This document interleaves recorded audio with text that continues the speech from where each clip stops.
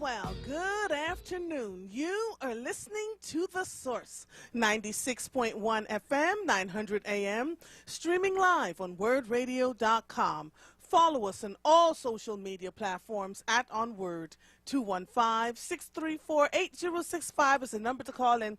If you are hearing the sound of my voice or watching me on any social media platform via YouTube or Facebook, I am Andrea Lawful Sanders, and I am your host on Mondays, Tuesdays, and Thursdays from 1 to 4 p.m. So listen. Today at 6 o'clock, I'm having a conversation with the National Congress of Black Women, and we're discussing diabetes. People have asked me all the time, including friends of mine who were diagnosed as diabetic before I did and really were in an uproar about, please don't tell anybody, there's nobody's business, really wondered why I chose to become public with this. And it's very simple. We have a responsibility, and when we're hiding what's going on about our health and well-being, it's not, diabetes is not a disease that is something for you to be ashamed of. It runs rampantly through my family. My mother is in her 80s with diabetes. We have lots and lots of family members who are dealing with it, some good, some not so good. And if I can help somebody with this, then why not me, right? And so you've all been following my journey, and I'm excited to tell you all that come August, it will be 2 years that I have been maintaining a normal A1C. Excuse me. And that comes with not relaxing the diet, always, you know, making sure that I'm eating the right things, making sure that I stop eating at a certain time every night, making sure my behind is doing some level of exercise. It may not be what I do because I am an avid cyclist and hiker. But do something, right? I've met people who are losing their feet, et cetera, et cetera, et cetera. So that's happening at 6 o'clock tonight. The other thing that I wanted to tell you quickly, and Michael, please let me know when I have my first guest on, is the NAACP is holding their election for officers on July 17th from 11 a.m. to 3 p.m. The location is the NAACP Philadelphia branch office at 4458B Germantown Avenue. It's at Germantown and Windham Avenue, Philadelphia, PA 19140.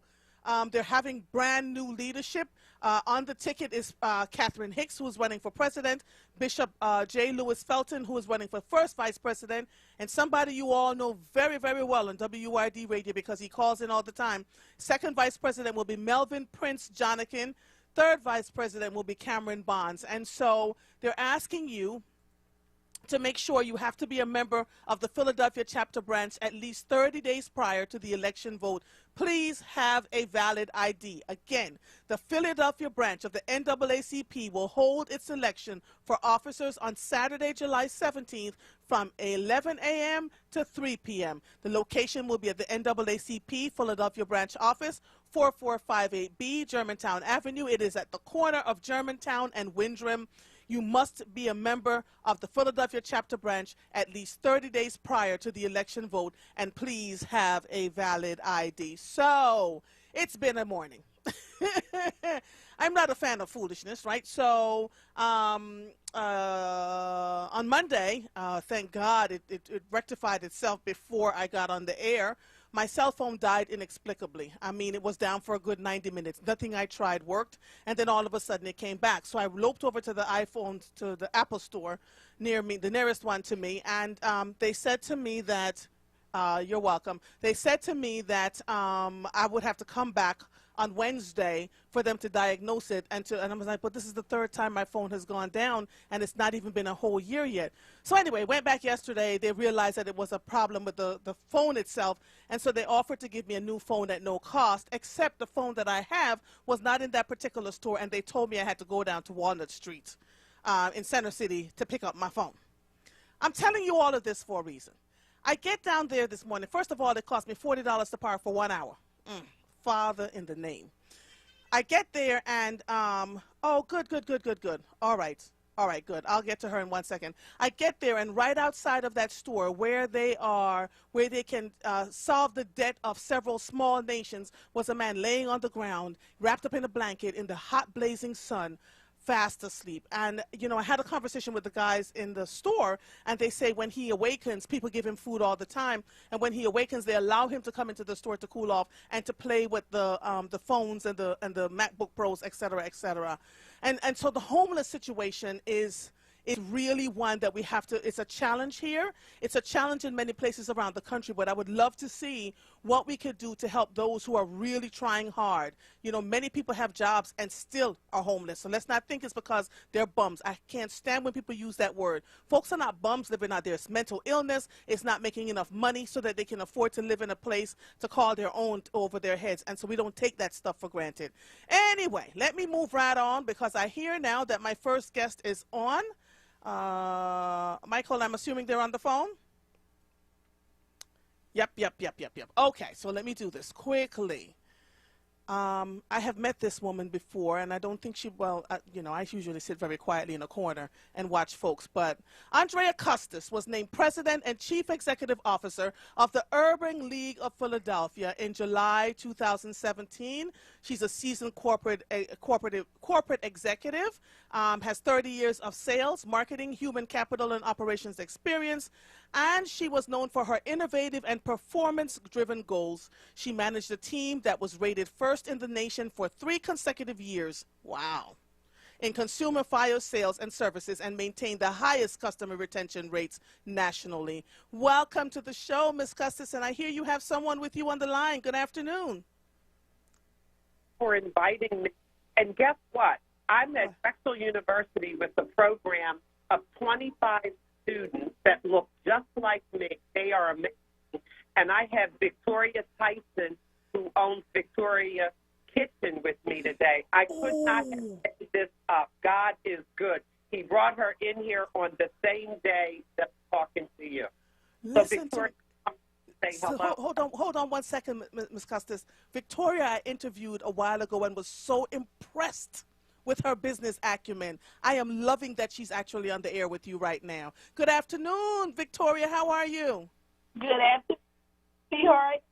Oh, good. So the phone is breaking up a little bit, which makes me sad because I really, truly want to hear both of you clearly. Can you hear me? Oh, yes, we can hear you clearly. Good afternoon, Andrea. Good. Thank you so much for having us. Listen to me. What did you just win, Miss Victoria? I just won $10,000 from the Urban League, and it was given to them by the PepsiCo Foundation. $1,000 from Urban League. And Yes. why did you win that $10,000? Congratulations. Thank you. So they started a program called the Black Restaurant Accelerator Program, and that program, because I had a relationship with the Urban League, National Urban League of Philadelphia, I had went through several programs with them, the mentorship, coaching, what was it called? The Entrepreneur Center. I went through the Entrepreneur Center, and they nominated me, and I got chosen. Thank God. Oh, wow. But Victoria, let me just tell you, I've been in your restaurant. I have seen the customer service. I watched when COVID happened and you pivoted like nobody's business and the lines were out your door. You understand what good business acumen is and you understand customer service, ma'am. I'm so proud of you. So proud of you. And we have not met. I have yet to meet you. Yes. Bring you lunch. Listen, don't make those promises now because you know.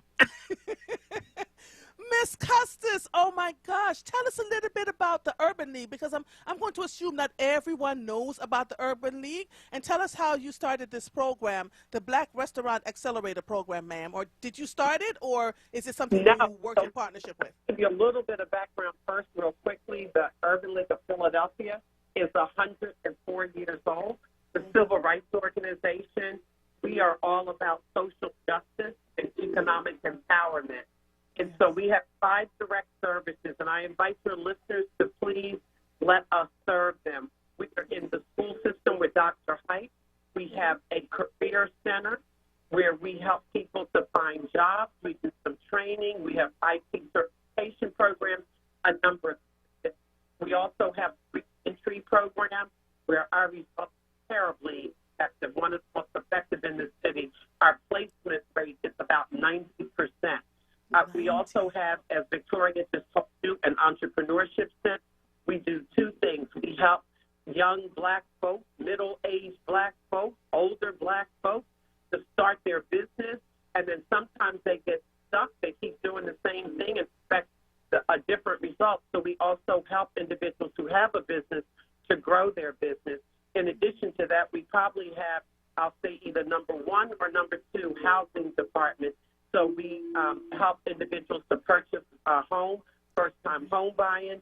We go to court. It's been closed now because of the moratorium, but it will be opened up. We help individuals with mortgage default and renter eviction, and we teach financial literacy.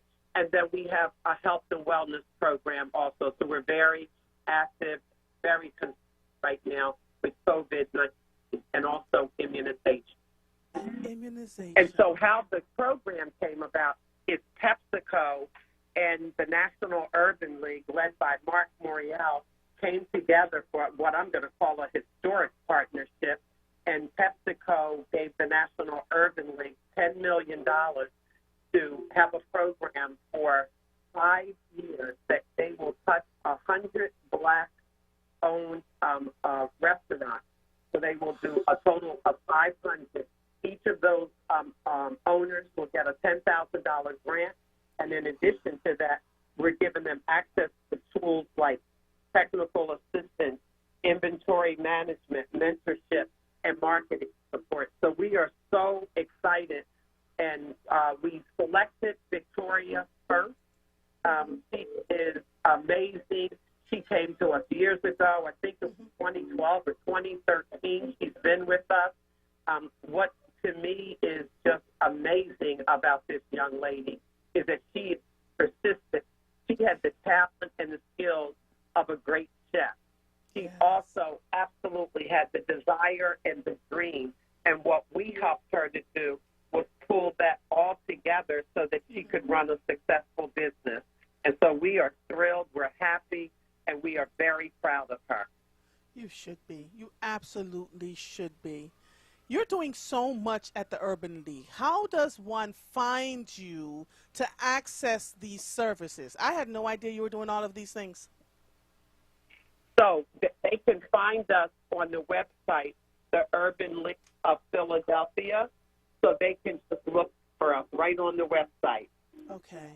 urbanleaguephila.org. Okay, urbanleaguephila.org.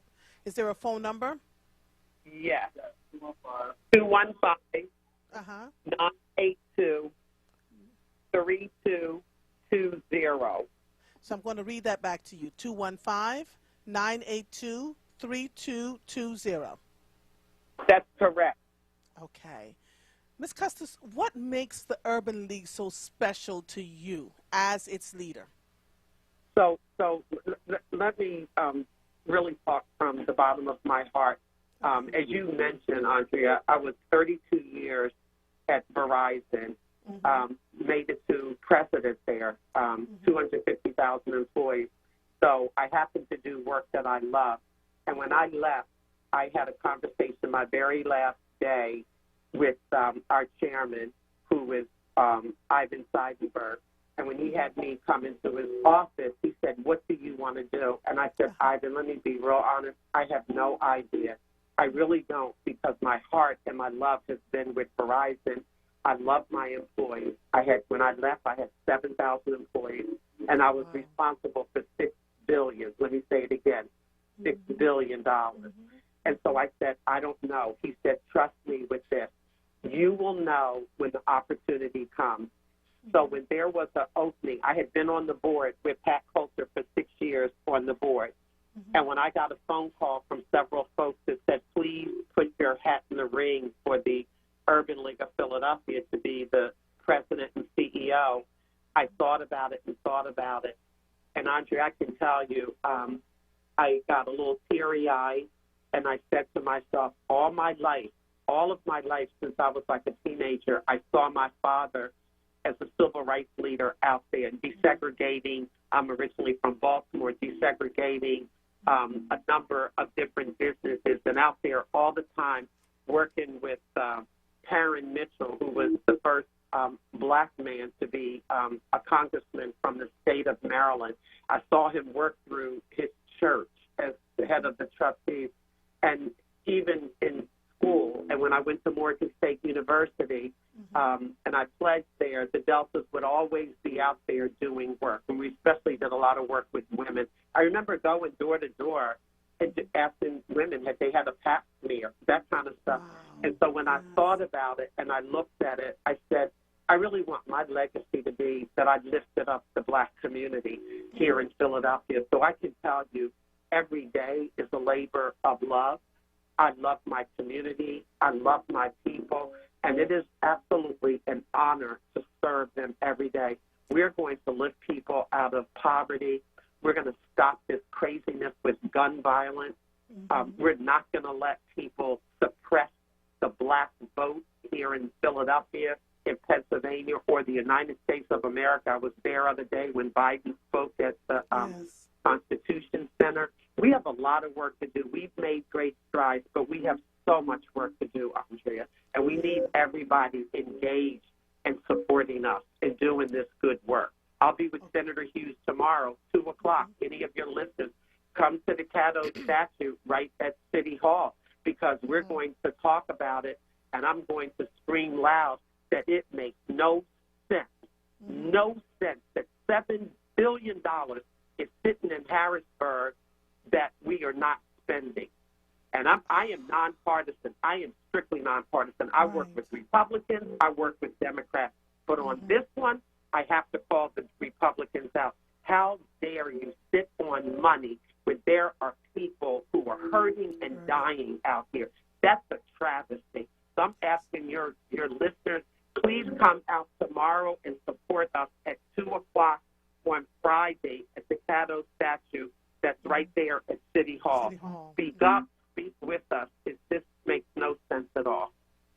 You know, I couldn't think of a better way to end this. You are wonderful. I met you some years ago in New York at a larger function and watched you give a speech, and I was quite impressed then. I'm quite impressed now. Joseph Simmons says, Mother, I know Miss Custis well. I did 30 years at Verizon. She is good people. So your work speaks for you, Madame. I want to say thank you so much for being in this discussion with me. I'd love to continue talking with you as you unveil new programming with the Urban League. And if people want to go out and join the conversation tomorrow at the Cato statue with Senator Hughes at 2 p.m., they have $7 billion sitting in Harrisburg, and that they're not spending, and people are really suffering and struggling in this state, and particularly in the city of Philadelphia. Thank you so much, Ms. Custis. It was a great pleasure talking to you. And Miss Victoria, congratulations again. Yes. Thank you. You're so welcome. Take it easy. Talk to you soon. Thank you. Oh, you're welcome. Bye-bye. Are you looking for a job? WURD has got you covered. We just launched a brand new job WURD portal featuring jobs from some of Philadelphia's leading companies and arts organizations. If you go to the portal right now, you will see jobs from WURD Radio, the Kimmel Center, Her Foods, Always Best Care, and more. Apply for a job today. Go to our livelihood website at wordworks.com. That's WURDworks.com and click jobs. You are listening to The Source, 96.1 FM, 900 AM, streaming live on wordradio.com. Follow us on all social media platforms at onWURD. 215-634-8065 is a number to call in. We will be right back after these messages. Whatever the world brings, we're always moving forward. Reinventing business, reimagining home, and reemphasizing community. At PICO, we're redefining support, finding new ways to provide financial assistance, supporting opportunities for good jobs, and uplifting our communities. We're by your side through it all, because whatever the future holds, you're ready to take it on, and we're ready to power it. Find the support you need at pico.com. Tune in Saturdays from 1 p.m. to 3 p.m. to hear Empire Capital and Consulting founder Mark Palmer's show titled Black Money, Black Power. This show centers around black money and how black power is derived from money. Tune in every Saturday from 1 p.m. to 3 p.m. Black Money, Black Power, hosted by Mark Palmer. The WURD Radio Newsletter, keeping you informed, engaged, and connected. Sign up by visiting WURDradio.com. Scroll to the bottom of the page and type your email address under Connect with Us. You'll receive the latest information on WURD Radio, messages from our president and CEO, Sarah Lomax-Reese, exclusive articles and multimedia content, and resources. Stay informed with the WURD Radio Newsletter. You're listening to The Source with Andrea Lawful Sanders on WURD Radio. Streaming live on WURDradio.com and the WURD Radio app. Welcome back to The Source. First of all, I'd like to thank you all for being patient. We only got on the air at 1:30 this afternoon. We were doing some necessary work at the station level, and so you all waited. I sent out a message this morning via my social media platforms to let you know we were going to be on at 1:30 instead of 1 p.m. So thank you for your patience. If you were just joining us, I had on the line with me Andrea Custis, who is president and CEO of the Urban League. She's been that since 2017, and she had with her Victoria Tyson, who is the owner of Victoria's Kitchen right there in Philadelphia. She just won a $10,000 award for her exemplary work. They started something called, I just want to make sure that Lord, I have so much written here. The Black Restaurant Accelerator Program, which was launched by PepsiCo and the National Urban League, where they're giving away $10 million to entrepreneurs, restaurant owners, and so it's $10,000 each. Victoria's Kitchen was the first one that got it here in Philadelphia. Andrea Custis talked about the fact that they help young people, middle-aged people, and old people to not only start their businesses, but to grow them. They have a housing department for first-time homeowners. They have an immunization program. They have a mortgage default and rental eviction program. I mean, they have a lot going on here. Career center, training, pre-entry. And so if you want to reach out to them, you can do urbanleaguephila.org, right? urbanleaguephila.org, or you can call 215-982-3220. Again, that's 215-982-3220. She also said tomorrow afternoon at 2 p.m. she will be at the Cato statue with Senator Hughes to protest really the $7 billion sitting in Harrisburg that they're not spending. And she said she's nonpartisan, as she should be, in a nonprofit organization. She said, but this kind of money sitting there when we could really use it for the state of Pennsylvania, I'm not quite sure what's happening there. It's just sitting there and nothing is happening. So she said, she is determined to lift people out of poverty, and no one will suppress the black vote, not under her watch. So she is a phenomenal leader, was spent all these years, decades at Verizon, and this opportunity opened up for her. So she's over there now leading the Urban League of Philadelphia. Joseph Simmons says, Mother, black folks generate $2 trillion annually. We only need unity and quiet strategy to succeed. Joseph Simmons, I have to tell you that I agree with you. You know, we talk a lot about nothing, right? And we talk a lot about things that we shouldn't talk about on the air. So you and I both know, because we've spoken privately, that, you know, there are groups of us that are sitting quietly having these kinds of conversations. Everybody should know the strategic moves that we're making, but you can do it, right? And so I always encourage you all, how are you stepping up to help each other? Are you stepping up to help the folks around you? Why do you always have to need somebody to stroke your back and your ego to tell you, job well done? Do it quietly, right? Something popped up on social media today about a scholarship that was given to a student in my alma mater in Jamaica, and they put my name, and I just shook my head because I didn't want anybody to know that I was the one that did that scholarship for that student. But, you know, we quietly give back to our alma maters. We quietly do the things that we're supposed to be doing so that we can continue to lift the people coming behind us. You know, it's so easy. I go into the Apple store. When I got there this morning at 9:45, because I never get to places on time, I'm always a little bit early for that reason. There was a line out the door. People were spending an average of $1,200 in that Apple store just spending money and spending money. And sometimes I wonder, how much are we saving that money and doing what we should do to help each other and to help our children grow? If we are able to, and hear what I'm saying to you, because I'm still talking to folks who are in their 40s and 50s that are still paying student loan debt.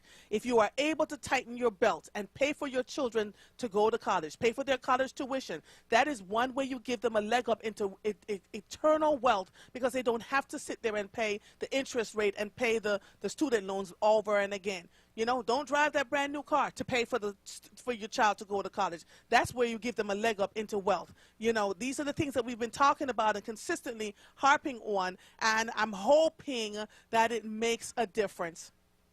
So there's some stuff going on. We have our guest at 2 o'clock. If you want to call in, please do it now. 215-634-8065. And like I said I would do, because I am a woman of my word, the tip line for the Philadelphia police. Oh, heavens to Betsy.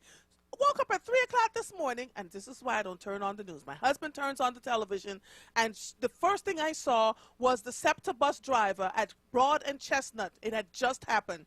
Gunmen walked on the bus, shot a man in the back of the bus. There were 15 passengers on, getting ready to go into work, and they all scattered. And that, I don't know if that man died, because I haven't had a chance to listen to the news after that, because I went for my bicycle ride. But these are the things that we're talking about. The gun violence is insane.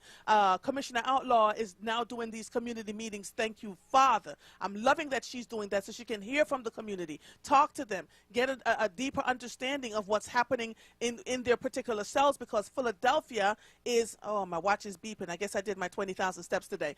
Philadelphia is a series of neighborhoods. It's amazing how you can go from one part of Philadelphia where there's trash strewn all over the place and mattresses in the middle of the street to another part of Philadelphia, mere blocks away, where it's super quiet and there's not a piece of trash to be found, you know?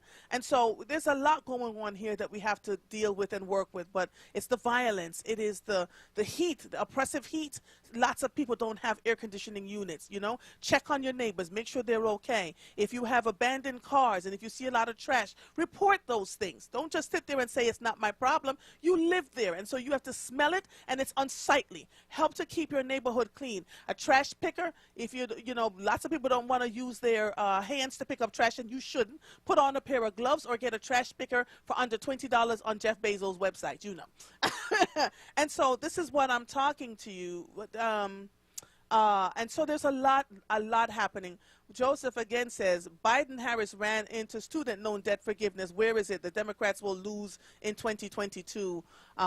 Listen, again. I always tell you all to look at what's going on around you. Biden has only been in office since January. It is now July. He has 4 years. The man inherited a hell of a mess. He walked into an insurrection happening on Capitol Hill. He walked into people dying and dying and dying and dying. It's a lot happening out here. I'm having conversations with nurses and doctors quietly who are telling me that people are still dying from COVID. You know, they're having things like heart attacks, etc. So you think they had a heart attack or a stroke, but they do a COVID test. They're supposed to, according to this one person, they're supposed to do a COVID test after the person dies to make sure, and lots of them are showing up positive for COVID-19. So you just want to make sure. I don't want you all to sit there and not take your whole health into your own hands. There's a lot happening. We are all frustrated. Everybody wants to go running and doing what they want to do, but I'm asking you to do it responsibly. Michael, what are you saying to me? Friendly Fred, let me give you the 2 minutes before I have to go to break. How are you, sir? I'm doing great, smiling, I'm happy. I Yes, just want that's good. I just want to say, like Master told me one day, you don't have to cry alone. So, baby, dry your eyes and hold on and be strong and cheer up. Happy little people, friendly little people, special little people they are. Keep laughing, keep learning, keep jumping and playing, and reaching for the stars. And this is the last time you ever have to cry. So you go on and cry and dry the tears from your eyes and keep your head to the sky. And Father, we cry. I heard your cry, and I'm wise enough to know when someone yearns for me, I can hear miles away, come to see victory, and you need devotion. And I viewed the galaxy of stars, and some came before as bright as stars to show us what it was like and to show us who we are down through the years, throughout the stars. And the future is as bright as the promises of God and you got the guiding light and the guiding stars and the rudder lights. Thank you. Oh, you're welcome, my brother. Take it easy and stay cool, okay?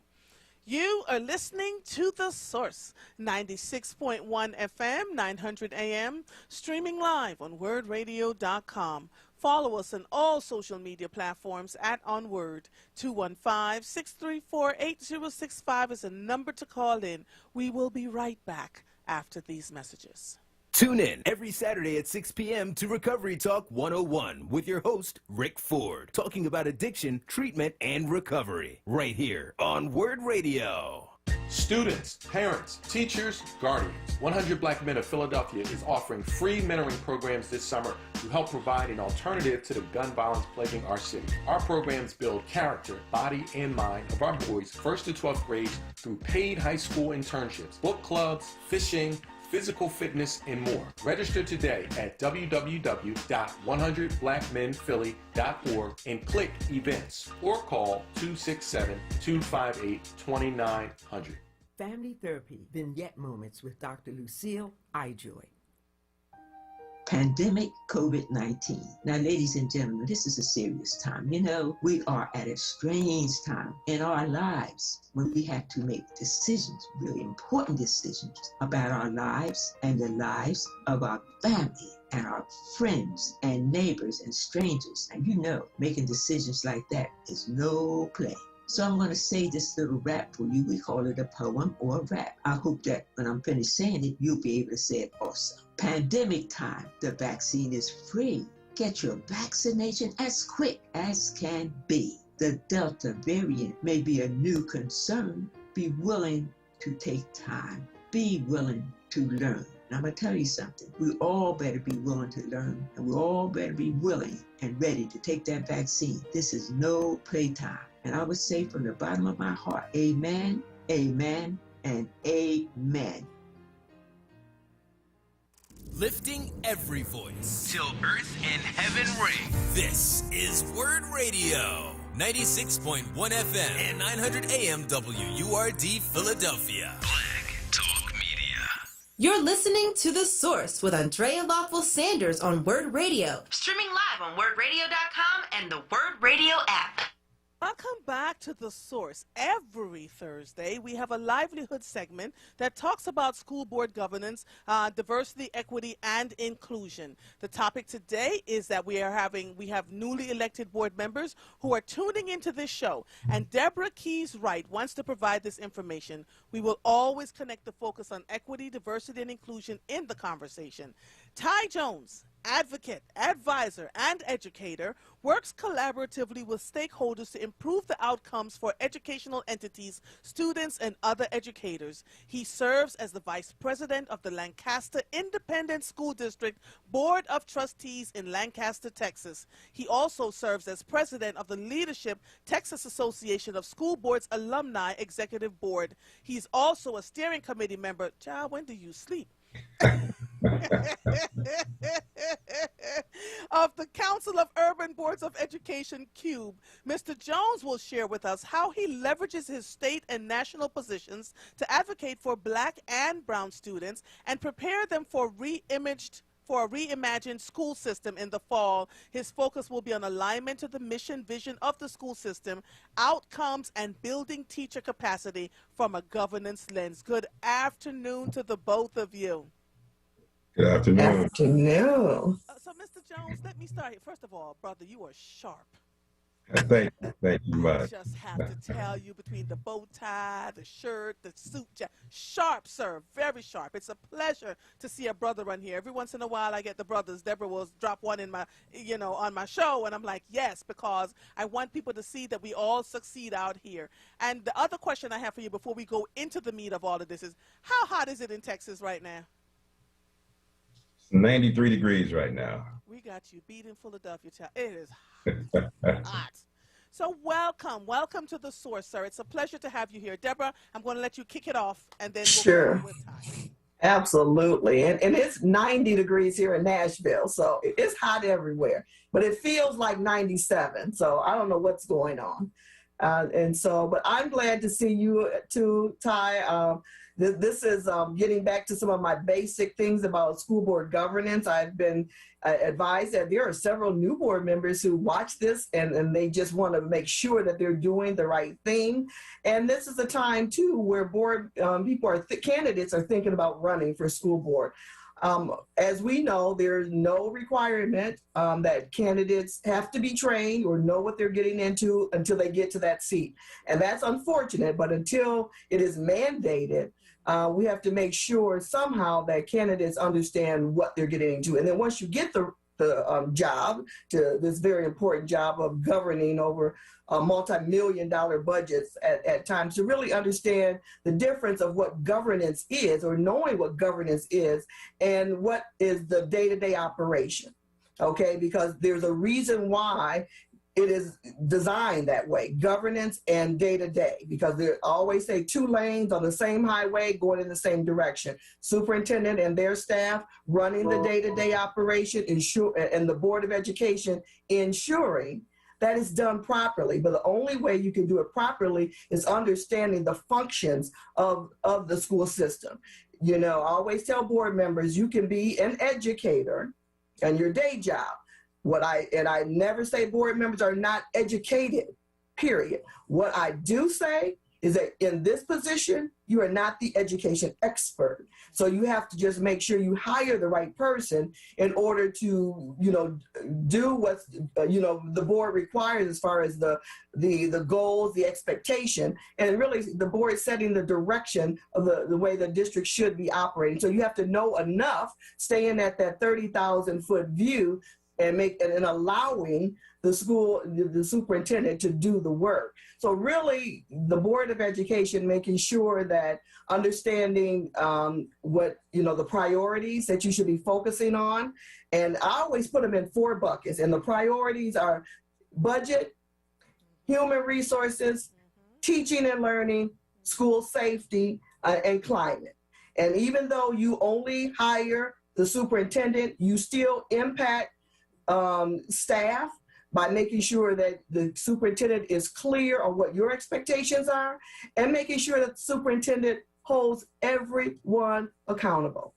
No one gets a pass. No one gets a pass. Question: how can they hold superintendents accountable for being? How can they tell superintendents their clarity around what they expect of them in terms of staff, when so many of them get on the board and don't know anything? Anything, Deborah. I know that across there's a National School Board Associations where they can please, someone wrote on Facebook, Ty, brother, please keep the children student first. They're the only reason everyone is there. I think we all agree that the students are first, but we also have to work with the adults that are working with the students, and that becomes the larger issue. And oftentimes when you sit on a school board, the egos and the attitudes and I want my child to be in a certain class and I don't want my grandbaby to be over in that school, and that's not what school board members are supposed to do. And so we're really making it clear today what that should look like. Absolutely. Ty, jump on in there. Come on, Ty. I'm going to put you on the spot. Go ahead. You can do it. Come on, jump in there. So the main thing from my vantage point is, as a new board member, you have to become affiliated and familiar with what the mission and vision is of your district. And then that goes into what Deborah just spoken about making sure that your superintendent, you're one employee of the board, and you are aligned with what the overall goal is and how are you going. Well, the how will be identified by the superintendent on how you achieve that goal. We as a board identify the what. This is what we want to accomplish by this time period. We have to put some time constraints on those activities for the superintendent and begin to monitor them accordingly. Typically here in Texas, we were doing an annual summative evaluation. A few years ago, what we put in place was a formative evaluation. So every quarter, our superintendent will give an update of how the district was doing based on the goals that we had created. Are you telling me every 3 to 4 months the superintendent has to give you an update on how the school's district is doing? Every time our students got a report card, he got a report card. What? So I like that kept the community and the board abreast of where we were transitioning, rather than waiting until the entire year is now passed. Now we're trying to do some other type of work to figure out where the holes were. Now we can do it as we progress through the school year. Okay. So based on what you know to be the mission and vision in your school district, where do you see spaces where you're doing amazingly well, and where do you see holes for improvement in your eyes as a school board member? I mean, financially, we're doing fantastic. We budgeted very conservatively. And then, of course, with COVID, we did not have to use a lot of those funds. So our area of concern from my vantage point, also being a 20-plus year educator, is that the learning loss. Where do we find those gaps for our students, and how do we allocate funds accordingly to the students, to the social and emotional health, but also to build a capacity for our teachers? Because as a 20-plus year educator, I was in the classroom, I could manage a class in front of me, but now how am I managing a hybrid model where I have kids in front of me and also kids who are remote? So the learning loss is something people are talking about all around the country. This morning in the news, we heard here that parents are being asked that if they really want to leave their children behind a year, they feel free to do it without work. Uh-oh, I see the smile. So how is that working out in Texas? Again, that goes back to us having communication and dialogue with those parents to ensure that this was a hopefully once in a lifetime situation that our kids will experience. But as a ISD and as a board, we have goals set for our students to continually achieve, even though we have these hiccups. Yes. So we have to be able to make sure that they are aware that we're not going to just say we're going to keep them a year behind. That's where it comes to effect when we talked about building the capacity of our teachers. Right. Making sure So words matter, so that the parents don't feel like their children are being left behind, but instead given a new advantage point to lift their children up out of the learning loss. And it wasn't just it was everybody's child. Everybody's child. Yes. That's correct. Right. So how long have you been on your board? 10 years. You've been on your school board for 10 years? 10 years. So you're vice president of the board now? Vice president of the board now. I spent my first year, I was a trustee. From year 2 through year 8, I was president. Before that, I had an afro and all this hair was black. Are you blaming that on being a school board member? Oh, I believe him. It's not about presidents. It's not about presidents. Absolutely. Yeah, Absolutely. I went from black hair to blonde hair, so I understand what that means to you. So listen, what advice do you have for anyone who wants to run for school board? And when someone says to you, put the children first, what does that mean when you hear that? First question, when you want to join a school board, I would definitely identify the district's mission and vision statement. If they are in line with yours. 2, if the board has operating procedures posted, review those operating procedures. Now you know how this board conducts business. Next, I would have them to review the policy. That's what the board does, is creates policy. So those would be the key things for any board member to really focus on before getting on the board. Now, you may have your own personal agenda about, I want my kid to get this, that, and the other, but that's not your task once you get on there. We see that, we said it a lot, right, Deborah? You see lots of video board members behaving badly. And so what can board members do when they first get on a school board to align themselves with not just the mission and the vision of the school district, but behavior, right? Conduct becoming of a board member. I know y'all won't talk. I'm over here having the conversation. How can you get them to a place where you start to work with them around conduct becoming of a board member and not about your own personal agenda? Yes, it's always something, many times it's something that bugged us, that made us run for school board. But when we get there, we have to look at all the children, right, and their families, which means when we look at the policies and the procedures, when we look at adopting new textbooks, English or history, we don't just take whatever Macmillan or whoever gives us. We want to say, do we have enough history in here for the black and brown children too? Are we covering all of that history? When we're looking at the policy around what's being taught, is it covering everything that needs to happen, right? Are we teaching Jewish history? Are we teaching African-American history? Are we teaching everything and not just what we've always done over the years? That's, to me, is the role of a board member. So how do you get them to a place where they have conduct becoming of a board member? And can a board member be removed or censured? I'm going to say a little bit because, Ty, you and I both do training, and Andrea, you're your former board, you train, and we know that minimal requirements to be a school board member. So right there, you're a little bit behind the 8 ball. So once you get on the board, you must get professional development. That's not an option. And collectively, the board together, not just going to a conference, because there's no accountability just going into a conference. But if you have facilitated training with your superintendent to understand the roles and responsibilities and focusing on what policy is and understanding the big picture of education, because I always say because again, the superintendent is the education expert. Superintendents teach up to the board. They teach the board about the education. They don't tell the board what to do. They teach the board so that the board has enough knowledge to be able to share with the community, because that's that responsibility to keep the community informed. And the only way you're going to be informed is this collaborative relationship with your superintendent, allowing the superintendent to do the work, teach you about what's going on, and then just really staying focused on the priorities. And one other thing I wanted to add, Ty, when you were saying some of the things, the policy and the budget, also pay attention to the strategic plan.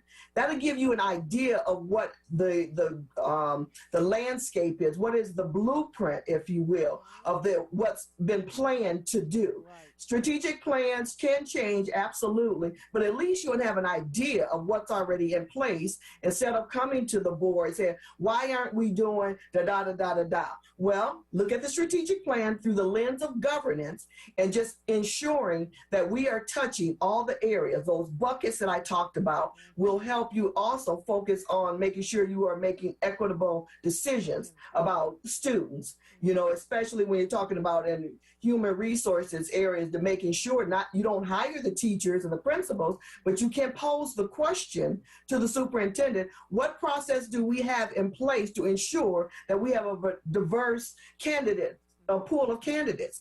Are you advertising at HBCUs? You can ask questions like that without telling the superintendent who to hire. Just make sure that the processes are in place so that you can manage, you can monitor the success of your superintendent, because your goals are attached to their evaluation. And guess what? If you're not working toward the goals, then what are you doing?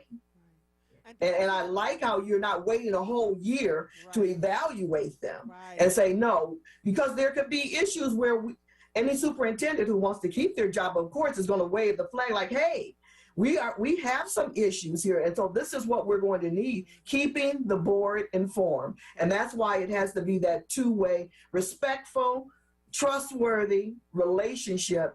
So you're going to allow the superintendent to do the job, and you're going to support that superintendent to be successful. No school board should want a superintendent to fail, because since that's your only employee, guess what? It makes you look bad, because you hired that person. And so if that seat becomes a revolving door, after a while, I'll say to the board, it's you. Right. It's not the superintendent, it's you. So let's focus on your behavior. Let's focus on how are you contributing to anything that's dysfunctional, because everyone is playing a role if the team is not functioning well. Mm-hmm. And so, Ty, what does a healthy school board look like to you? A healthy school board will be one who is able to have dialogue and conflict during a board meeting, but as you mentioned, it needs to be respectful. A lot of those brash conversations should be held in closed meeting, because you're actually a representative of your district when this is done in open. I mean, we can have a disagreement about a particular action item, but let's do it respectfully, because we are modeling the behaviors that our students are actually seeing, that our educators are seeing. And then once that's replicated, how can we now be upset about that and have them terminated or censured? I know you mentioned about censuring earlier, and we do have the authority to censure board members for misbehavior. And that's pretty much the gist of it. We cannot remove them legally without going through a very potentially costly process. Yes. Which is why it's very important to choose your school board members wisely. Absolutely. Yep. Absolutely. And create, the board creates the culture and so anyone who is interested should pay attention to how the board is behaving, how the board interacts, and understand what that culture is. And hopefully it is a positive culture, because characteristics of an effective board, there's research based. This is research based.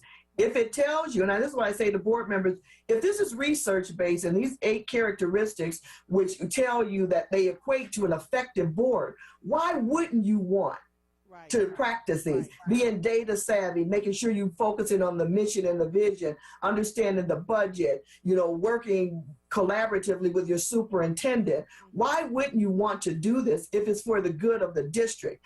But we know some individuals just like to be an elected official. Some individuals, it's just about them. But at some point, it needs to be told, it is not about you.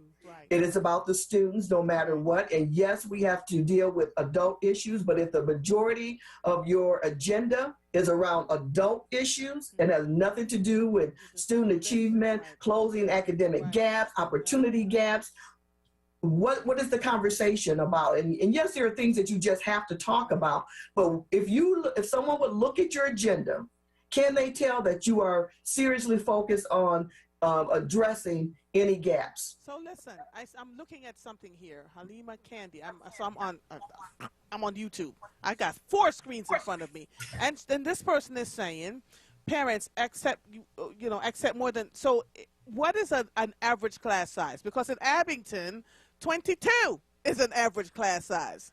In many other places, it's more than that. And let me tell you, let it be 22 and a quarter child. Those parents will be coming through there with brooms trying to burn the place down, right? So this person is saying nobody in their right mind is walking into these classrooms of 30 kids. 5 to 10 of them need special education, a more structured setting. What are your thoughts around classroom size? And let me just be clear, I've been working with educators for almost 30 years. They are frustrated out of their minds, right? They have to write all these special education plans, the IEPs, they have to deal with the parents, they have to deal with the children. Everybody has an individualized education plan moving back and forth, and it becomes I don't want to say burdensome. It becomes challenging, right? When you have 30 plus more students in a class and you don't have anybody to really fully support them. So what is the answer to this? I'm going to ask you first, Ty, and then Deborah. The answer, that's the major question right now. How do we identify additional support for our educators to meet the needs of every student? Again, as I mentioned, being in education 20 plus years, 10 of those being in the classroom, I had to learn my students don't have to adapt to me, I have to adapt to them. Wait a minute, stop right there. Because my husband says that all the time. He's an educator. And he says, if all your children are failing, it's not your children. It's not the children. It is you. It's me. All the children in my classroom is failing. And I hear teachers complain all the time. They're all failing. I don't know. They're just the dumbest bunch of kids. Nope. If all the students in your class are failing, it's not the students. It's the teacher. Right? That's so I correct. love that you came out of your mouth and you said that, because it tells me you care about what happens to those young charges. Okay, go ahead.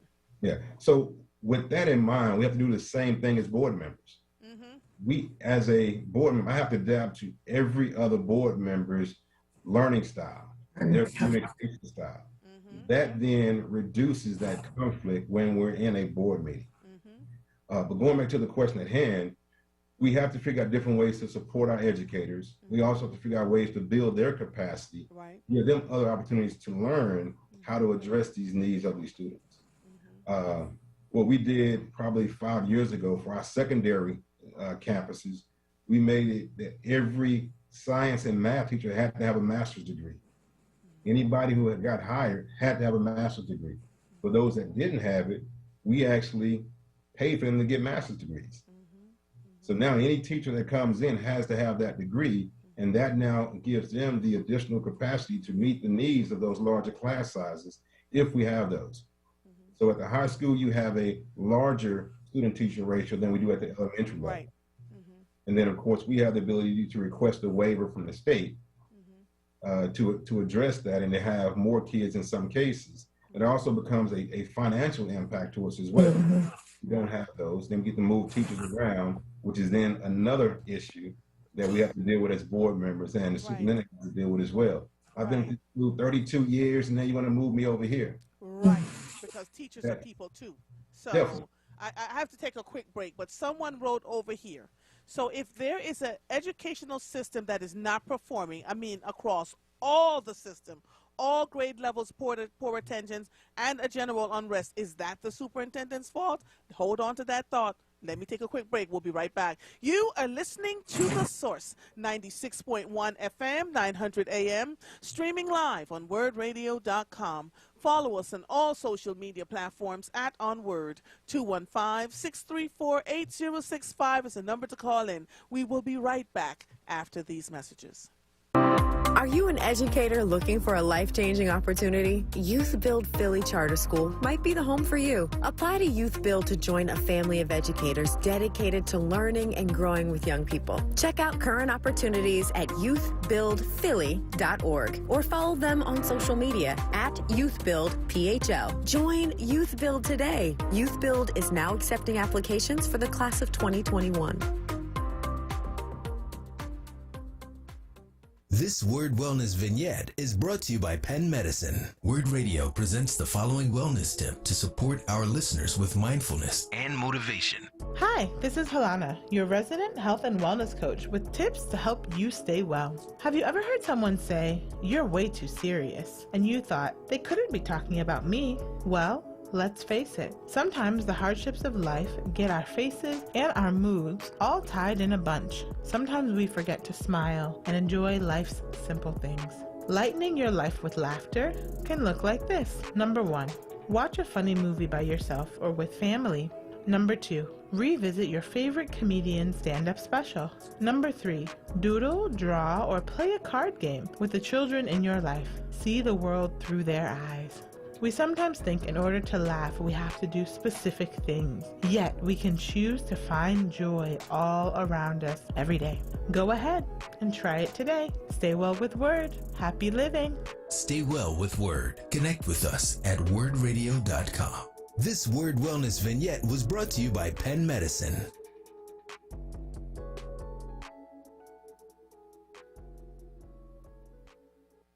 Join Nick Taliaferro Wednesday, July 21st at 5 p.m. for a very special simulcast conversation on WURD and WVON Radio in Chicago. Hosted by Word's own Nick Taliaferro and WVON's Matt McGill and Kimberly E. Goen on the impact of violence in Philadelphia and Chicago. That's Wednesday, July 21st at 5 p.m. exclusively on Word Radio and WURDradio.com. Simulcast on WVON. Two of the only black-owned talk radio stations in the nation join forces for a powerful and timely conversation.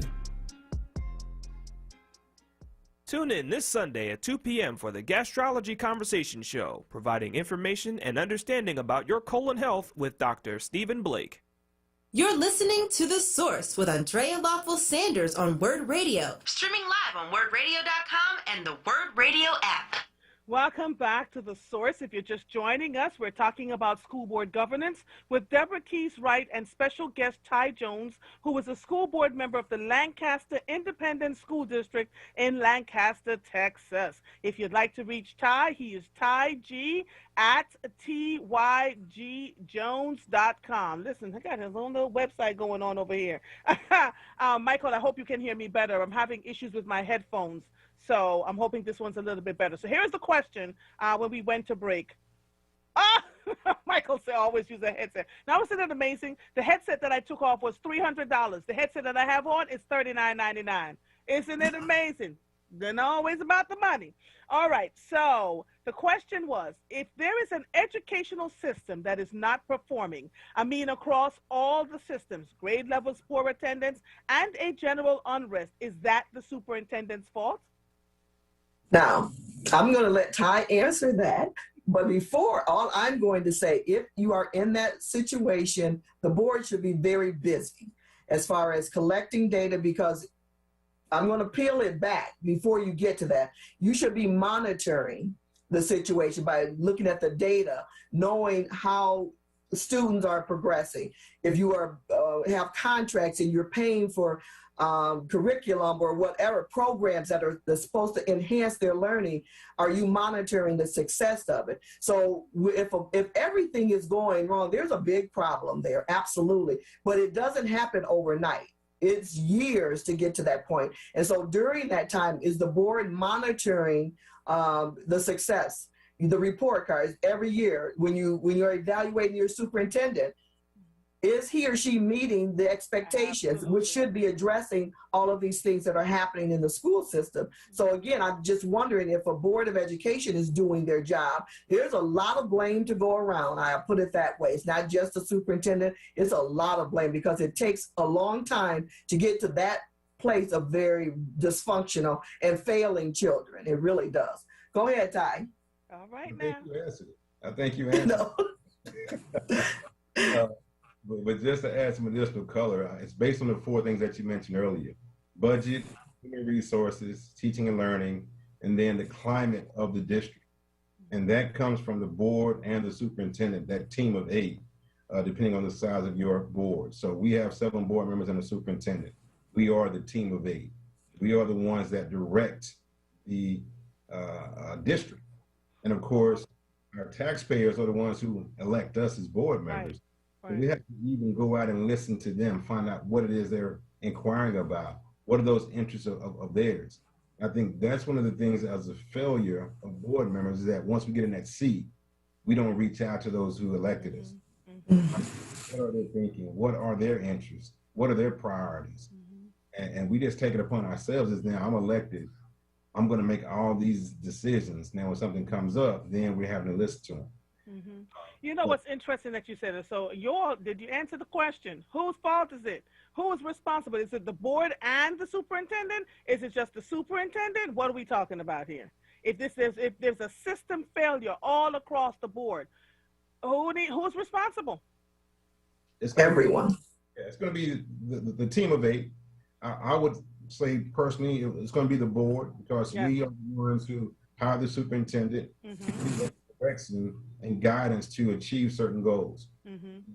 Superintendent isn't doing that, and we aren't monitoring that, then that falls on failure on the board. Absolutely. That's right.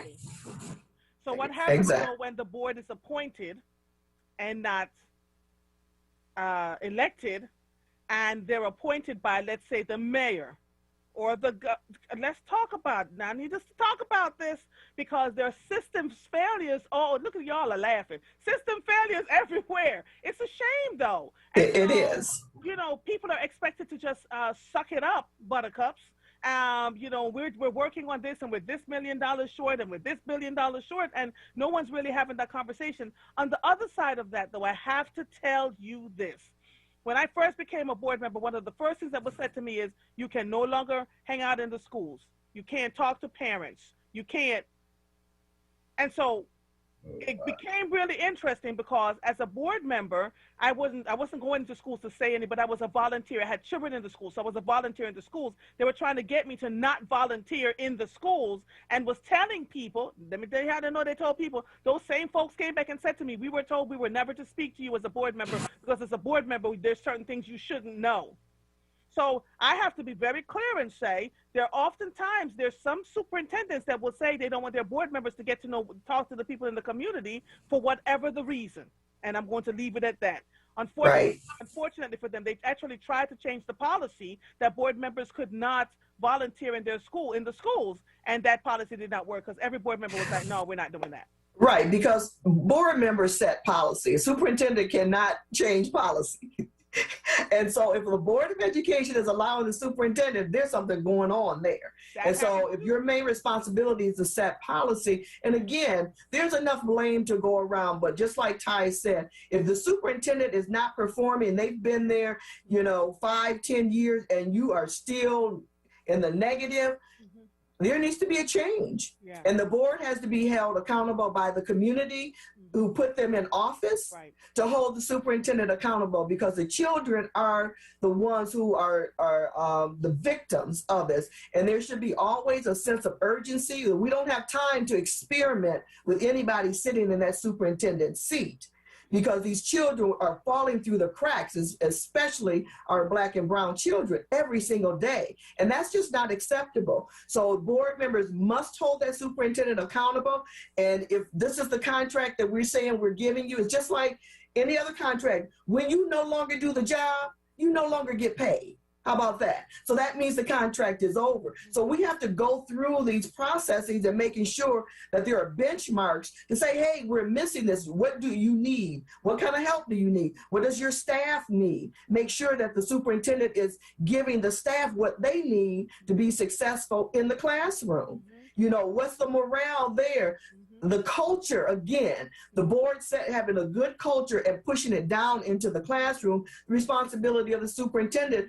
Principals, the building, what's the culture in the buildings based upon the principal, all of those things. That's the levels of accountability. But when you don't have that and the board isn't being consistent and monitoring it, that's why these things happen. That's why they don't want the board members to come in or talk to the staff, because they don't want you to hear anything.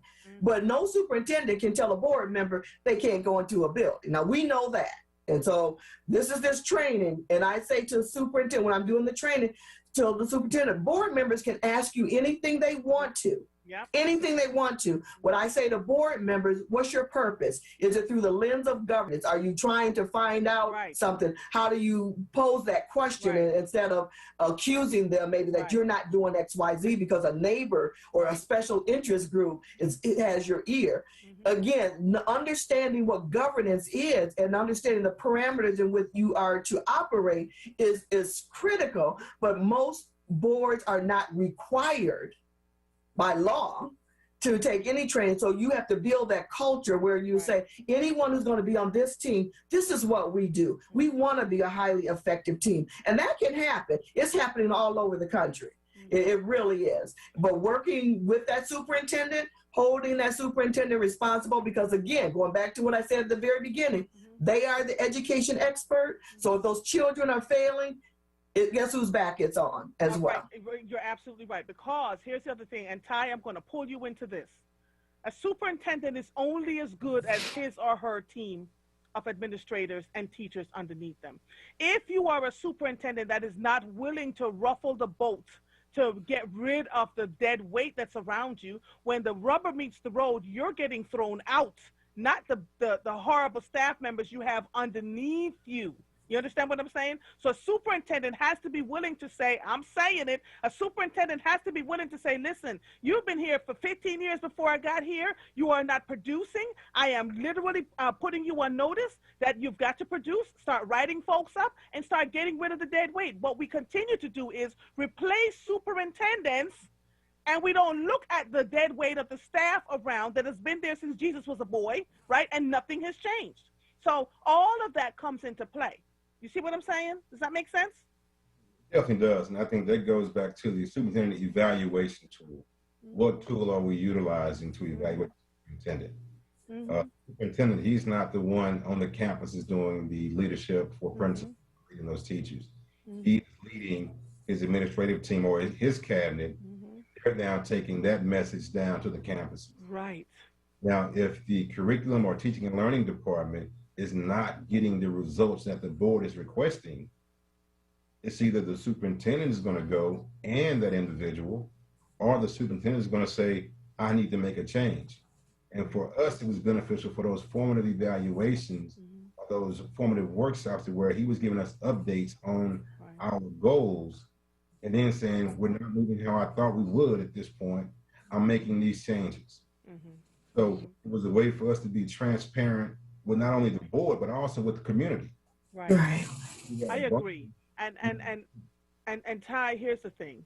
if we would all work like this, parents wouldn't be scrambling to take their students out of urban settings and trying to create addresses to move into the suburban schools, because there should be quality education for every single child, not just based on where your zip code is. And that is it's incredibly important. And we keep funneling billions and billions of dollars into these schools, and we're saying, and I'm saying this to the parents, I want you to hold the superintendent and the board accountable, but I also want you to hold the top level cabinet accountable. When the superintendent gives an edict and it's not followed from his top level cabinet, that goes down into the principals and the teaching staff, ask what the principal and the teaching staff needs, because they will talk to you. Parents, they will tell you what is going on. And then you start to pinpoint who are the people that are in charge in the cabinet that leads up to the superintendent, and begin asking some pointed questions. We cannot continue to watch children suffer like this. And as a direct result of COVID, we got to see how glaring the disparities are for our Black and brown babies. It is criminal. It's criminal. Absolutely. Absolutely. And unfortunately, there are adults are the oppressors. In urban settings. Some of the adults are.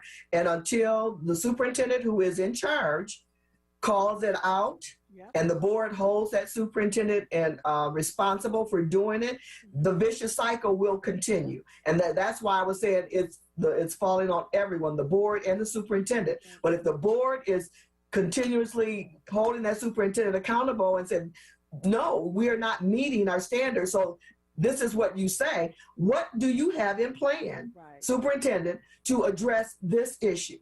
What's the plan? Because remember, they implement everything. So the board is just asking the what questions. We know the data is telling us that our kids are consistently failing in this. Black boys, third grade math, whatever. So what's the plan to raise that bar? And if they don't have a plan, then that's a serious conversation with the board and the superintendent. And that's why when boards are appointed, certain people aren't chosen to be appointed to boards, because they know those people are going to ask the hard questions. And then it begs to question what the hell is happening on behalf of our Black and brown babies. Why are they not special enough to get what they need? And why do we keep making excuses at the cost of them? And when we keep saying over and again that education is existentially, Lord, my Jamaican accent is linked to crime and poverty and everything that's happening around us, why are we wringing our hands and having the news daily about another person shot dead, when we literally could revamp the whole school system and say, look at here, how long you been here? What do you show and prove? Goodbye. Show and prove. Goodbye. Show and prove. Oh, we're going to move you up to such and such a level. Show and prove. And literally, to start December, because we can't keep doing this. Oh, it's the definition of insanity. Absolutely. Accountability. Absolutely. And if bad teachers are, and I'm not picking on them, but we're just saying, doing real talk here. If bad teachers continue to get glowing evaluations, principal, why? Explanation. Help me understand that if they're not producing, why are they getting glow? And then now we're trying to get rid of them.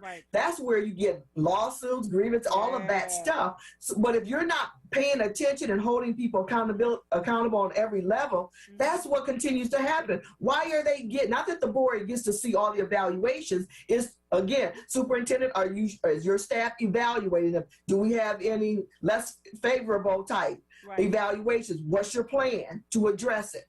Those are the type, that's how you get into not going below the governance dotted line into the day-to-day, but you still have to pose the questions because it's impacting students.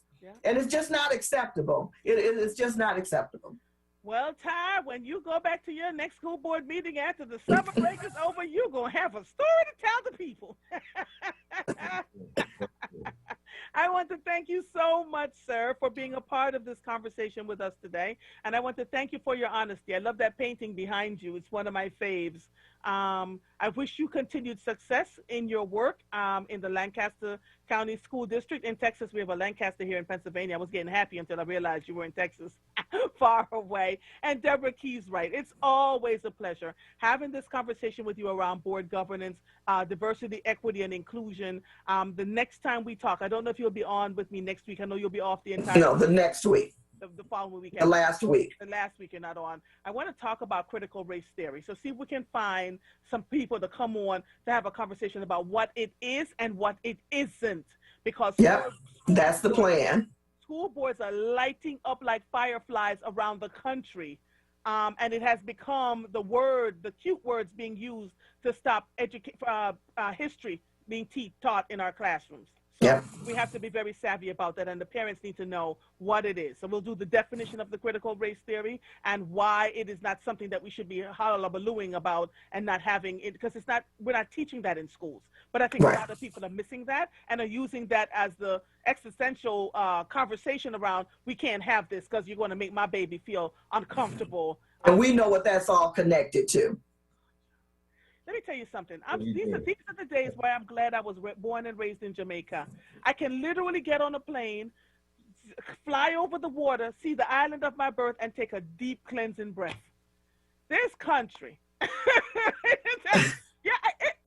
to be born black here in this country is a metaphysical condition I don't understand. For the average person, it is hard. You have to be resilient. You have to always tell yourself you can do it while you have someone pushing a 500-pound block against your back, telling you why you can't every single moment of every day. So I want to thank you both for being a part of this conversation. I appreciate you beyond words, and we'll talk soon, okay? Okay. Thank you. Bye-bye. You're welcome. Bye-bye.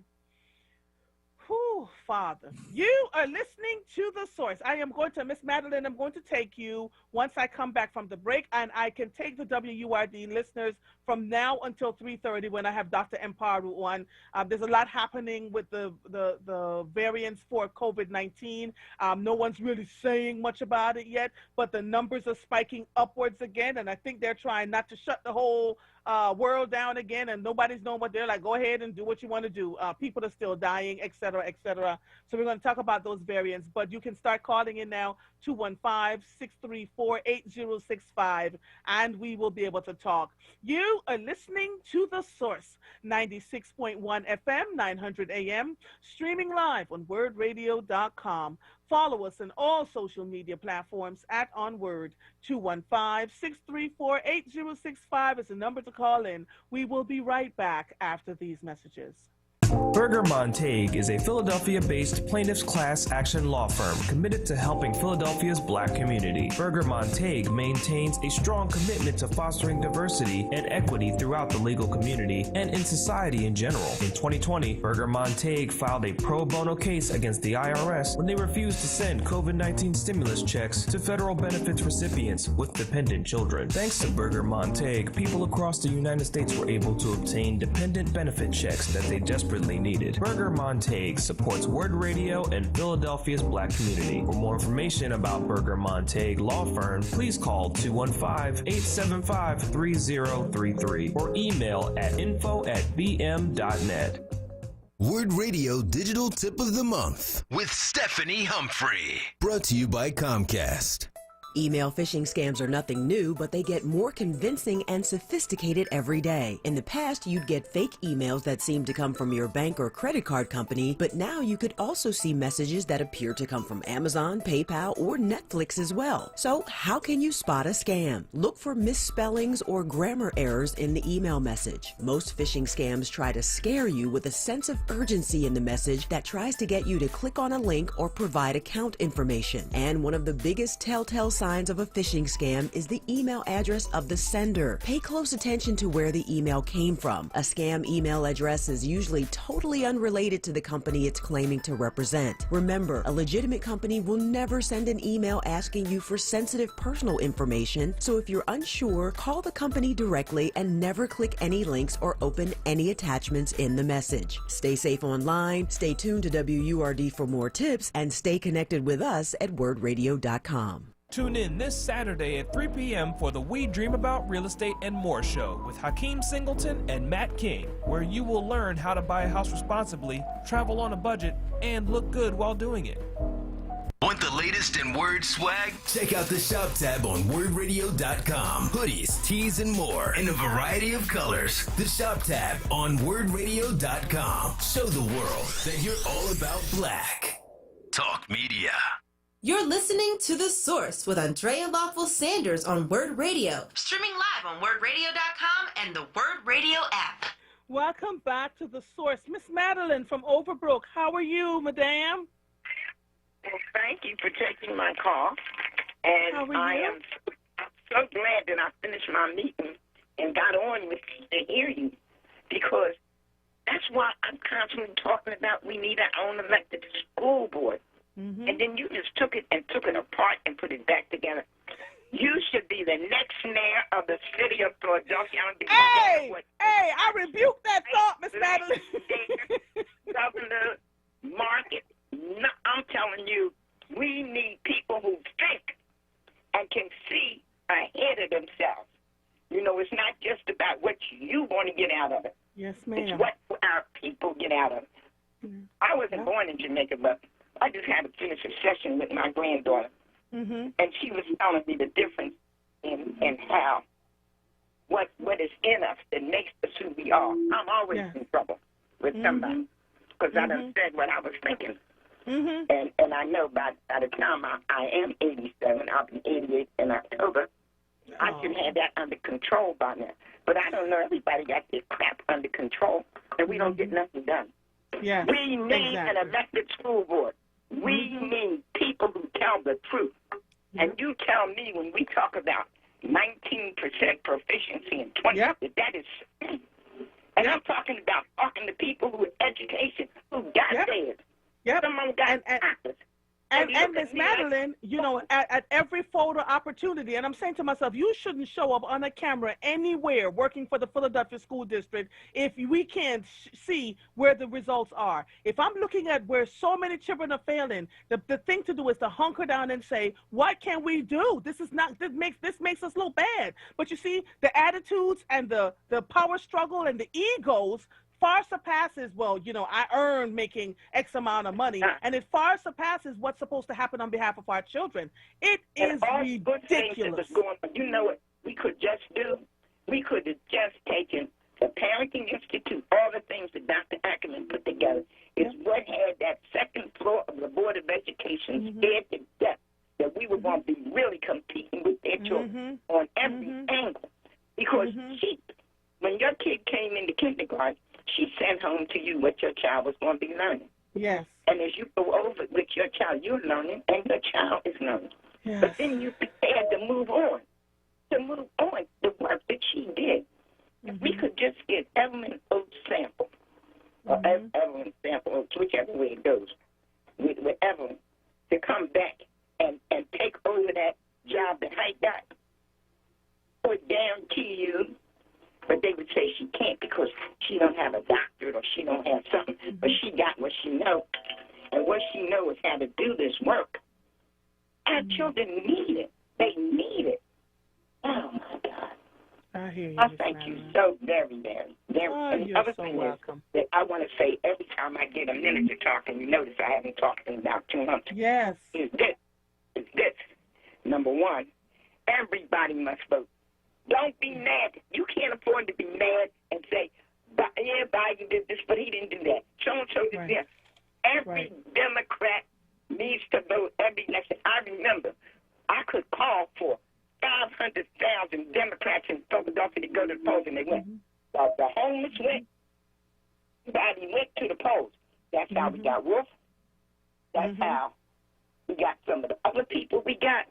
But I want to tell you, we expect them to do what we expect them to do. Yes. And, of course, that means when you come for the question, when they say it's a question and answer period, have your question of what you want for your community. Right. And if you can't, have your children write it for you. Yes.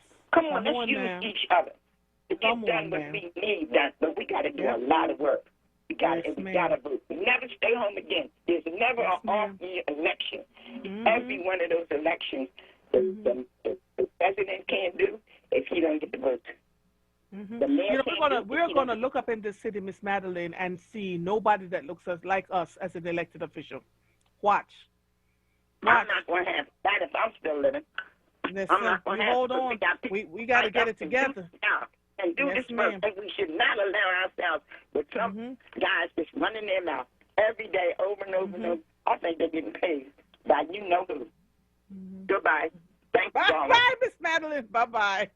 Oh, Lord. Miss Madeline calls and tells it like it is. 215-634-8065 is the number to call in. Rebecca from West Philadelphia, how are you? Hello, and thank you for taking my call. You're welcome. Whenever I hear discussion about education, the riddling comes to my mind. I have a few questions I'd like to ask someone. And when I hear the brother call and say that our young people can't read, I mean, I can't. It's unbelievable. But my questions about riddling are, first, who qualifies to take this riddling, and how long do they give it to the children, and what effect does it have on their brain? Because I have a young grand nephew, and the boy is brilliant. The boy is smart as he can be, but apparently he's a little antsy in school, and they want to give him riddling. And what does this riddling do to a child? Does it make them docile or sit there in the classroom and just don't say anything, or what? So, Miss Rebecca, I have worked with many families over the years who have been told that their children should be on riddling. And I am going to strongly suggest that unless it's impacting his learning, where he's not smart enough to learn the lessons, et cetera, where he's just consistently failing and half out there, no, ma'am. I'm going to just suggest it because it makes them, the children will tell you, and I'm talking about 30 years of experience. So if anybody wants to call me on this one, let me just tell you that the children will tell you it makes them feel like a zombie. They don't feel good. They're in this fog and this haze. And quite frankly, like the school board member said, Ty said, we have to figure out how to teach all children, not just the ones that we're comfortable with. And that's what it basically comes down to. What I think it is that he gets the work, because I can somewhat relate to this. When I was in the 6th and 7th grade, I would finish my work before most of the kids in the class, and I couldn't understand, well, why hasn't she finished her work and I finished mine? And not really realizing at that time in my life that people learn at different times. Everybody doesn't get it the first time. But then I used to cut up in school a little bit because my parents would get called, Right. But it wasn't because I was bad or dumb. I was just bored. Right. Absolutely. So and there are many of us who are sitting in schools right now, bored out of our minds, because the way schools are being taught anyway, there has to be a revamping, a reimagining of how schools are taught anyway, right? And so we keep trying to teach the way we've always taught, when there's so many things at our disposal now to teach. There's so many different ways, so many different tools on how to teach these brilliant young minds that are sitting in front of us. And quite frankly, I'm going to share this. When I was growing up and in school, we didn't have to sit behind the desk the whole time. It was, let's go outside and see what's, so the children get to move around. Physical education was huge, doing science outside with the stuff that's on the ground, learning how rocks form and how dirt is, all of that. But here, it's, you're going to learn, we're going to teach you this curriculum, and you have to pass a certain test so people can think that you're smart. There has to be a reimagining of how we teach our young people in this school system. I'm there. I saw a program about a couple of years ago with Bill Gates and Oprah Winfrey about education, and Bill Gates said that we're still trying to teach kids like they did back in the 50s. Right. And things are so much different now. Yes. And I can't believe that our children can't read. And where other countries around the world are doing this in amazing fashion, and literally, Miss Rebecca, they can actually click into a plug into and see what's happening around the world and talk to children in other classrooms around the world and explore geography in ways we weren't able to do it, right? We had the Encyclopedia Britannica, and that was outdated by the time we got a copy into our house. So there's so many great imaginative ways to teach, and I don't understand for the life of me why we are so stuck on these textbooks that are outdated almost as soon as we spend $1.5 million to put them in the schools. It just doesn't make sense. So who is this serving, really? I've always asked the question, they say like Japan and different other countries are much better than our kids. Why don't they follow, like you said, follow what are they doing that's so different that their children are so much brighter than our children? And even in the third world Caribbean islands, you should see, you have got to see the learning levels. I was not challenged at the college level, and I won't tell you where I was here. I was more challenged at high school in Jamaica than I was at the college level here. The learning is, but they expect, the expectation is there. The expectation that there's greatness inside of you. The expectation that you have to be a critical thinker. You hear the way I talk and the way I do, researching everything. That was the expectation, not just to have stuff regurgitated to you and you listen to it and then you regurgitate and you know and you quote a few things that everybody else is saying to make yourself sound smart. We were expected to sit up properly. We were expected to enunciate our words. We were expected to carry ourselves a certain way. And here it's almost like, you know, well, you pass with a C or a D, and a lot of these young people are going off to college thinking that they had straight A's in the K-12 institution. They get to college and they're failing out because they weren't learning a diggity dang thing. They were not challenged. They were given easy A's and B's because there's this feeling that our children can't learn. And that is criminal. Absolutely criminal. So I'm going to tell you no under Ritalin, Mama. No under Ritalin. This is just Mama saying it. This is just Mother saying it. If you can work with your baby and get him to where he needs to be, I would keep him off of it. That's just me. Absolutely. Well, definitely don't let your child take that. It bothers me so because I'm in early childhood education, and I watch children as they develop. Children are brilliant, but when they're young, they're so smart and brilliant. Like you said, oh God, it just bothers me, that Ritalin thing. And can you have somebody on to talk about that? I will. I absolutely will. I will. I will definitely. I'm going to make a note of it and find a guest to come on, a doctor to come on and talk about Ritalin. It's the same thing with every other medication. I don't know why it's so easy to pump us with medication. Take this pill for this and take that pill for that and take all of it. And when really we were born and raised to understand that it was what comes out of the ground. There are ways for us to learn. And just because we learn differently does not make us horrible. Thank you, Madame. I got to take a break. I love you. Have a good one, okay? Thank you very much. All right, my sister. Bye-bye. This weekend, it's the 20th anniversary of Tasty Treats. Tasty Treats is a legendary party and cultural event founded by Stacy Flygirl Wilson, Yamin, onWURD, and Amir Questlove Thompson of The Roots. The event takes place on Saturday, July 17th, outside at the Fillmore, 29 East Allen Street, from 7 p.m. to midnight. Enjoy music from WURD's own DJ Mike, and Amir Questlove Thompson, excuse me, of the legendary Roots crew. For tickets and information, visit flygirl.com. That's www.flygirl.com, FLYGIRRL.com. You can win tickets if you sign up or renew your WURD membership on site at our Summer of Freedom neighborhood You can win tickets if you sign up or renew your WURD membership on site at our Summer of Freedom neighborhood Love Live broadcast this Friday from 10 a.m. to 12 noon at the Cobbs Creek Recreation Center, 2800 Cobbs Creek Parkway.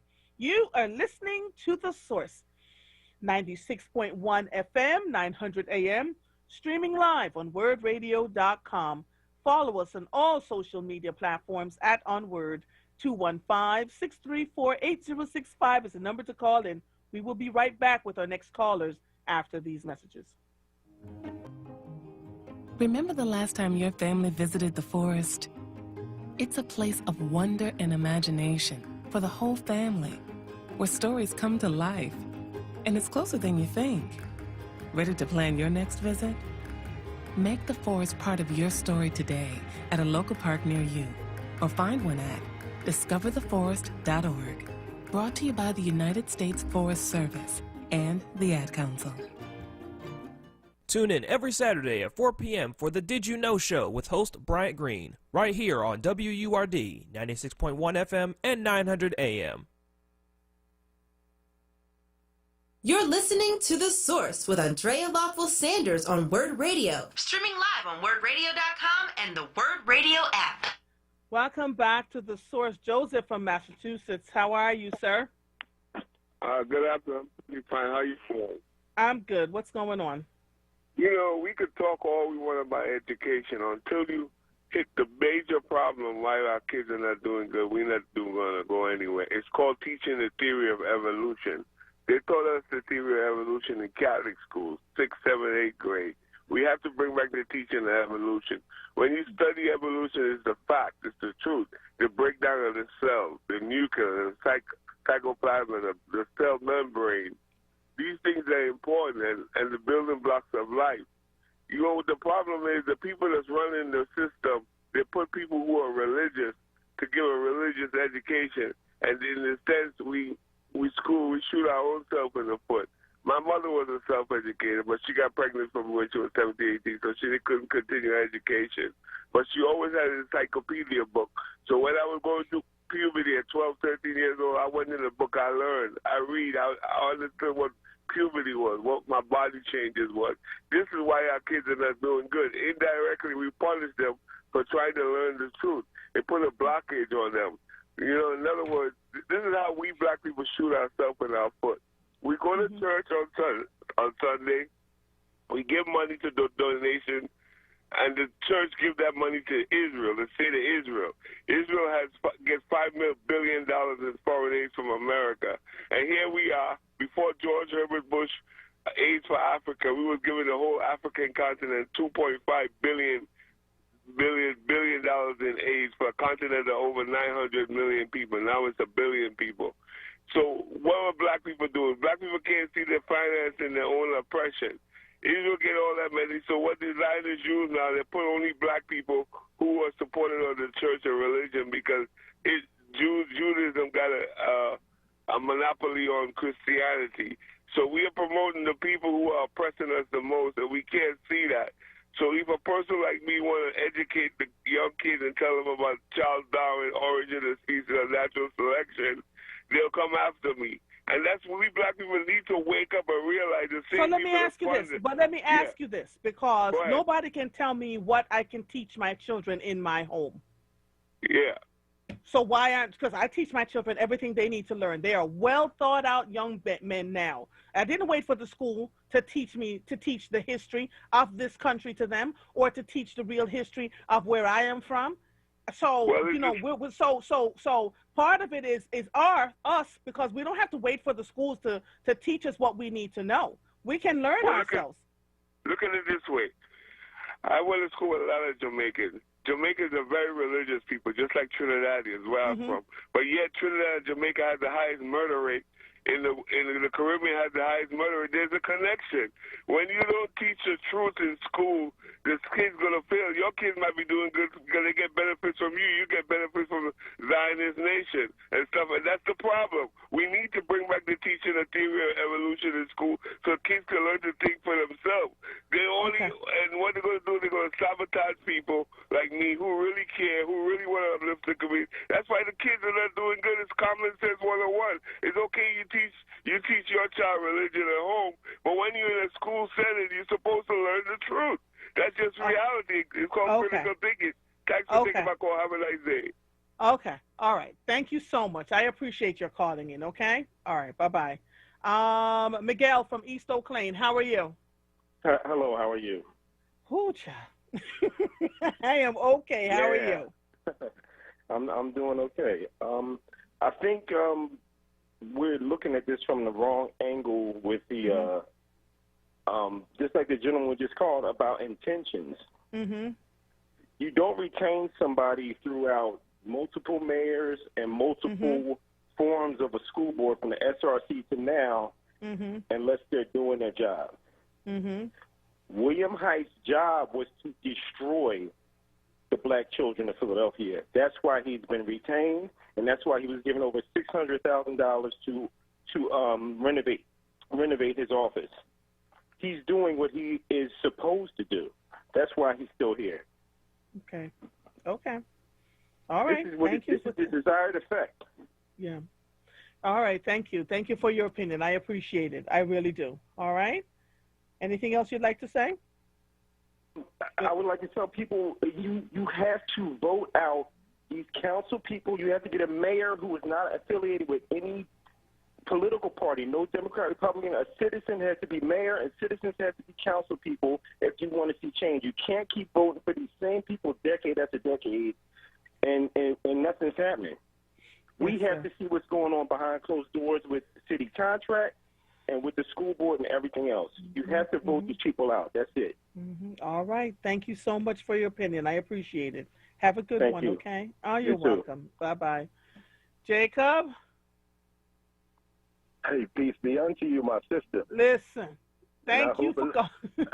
I hope a little peace is falling on you, my sister, because I know how it goes. You know. You all are wearing me out. I say this every But you can do it. You know, he's not gonna place the burden on you. Greater than that, you can bear, my sister. So, but you know how to exhale. You know how to do that. I do. You strong Jamaican black woman, girl. You know how to do it. Okay. You know who rule now. But look, listen, no. You know, you were absolutely right to that parent that called about that drugging. Just say no to drugs for our children. They're giving our children drugs, man. Okay. You know, even who was that? Reagan's wife said, "Just say no to drugs." No, we say no. But you know why they do it? And at our school, you know, you talked to my sister not long ago about the mathematics, civics, and science charter school, yes. right? She's you know, she don't allow that. She'll tell the parents because you know it's an extra stipend that the parents get when they let the people do that. You know, they get more money, right? And to put them on special ed and give them drugs, they get extra checks. So it's something wrong with that. You know, Dr. Omar Johnson used to be our child psychologist. And we had many meetings at our school where, I know you've heard him talk about this. Oh, I have. Yes. Okay, so you know what he's working with, so you ain't even got to worry about it.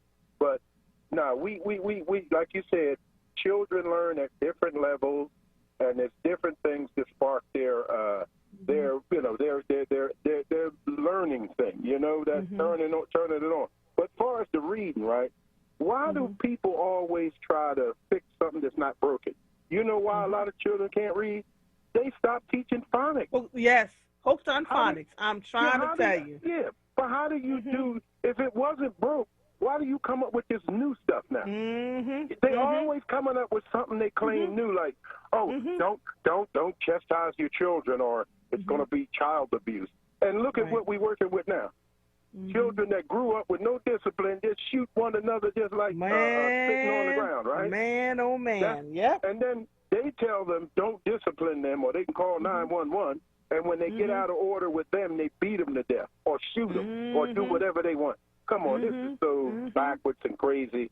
But again, we got to understand that what they're trying to do, and we're not going to let them do that. We're going to teach our children our history, the right history, the truth about history, regardless of whether they like it or not. We're not going to say, oh, since y'all said that we can't teach the real history that happened ever, I guess we'll just give it up. I guess they think that's what's going to happen. Right. Come on, man. But anyway, you know, stop fixing things that's not broken, for one. And we've been disciplining our children for a long time, and I ain't never seen what we see today with this new thing about, just give them time out and don't hit them and all of this. You know, that's some newfound stuff, man. Ain't nobody.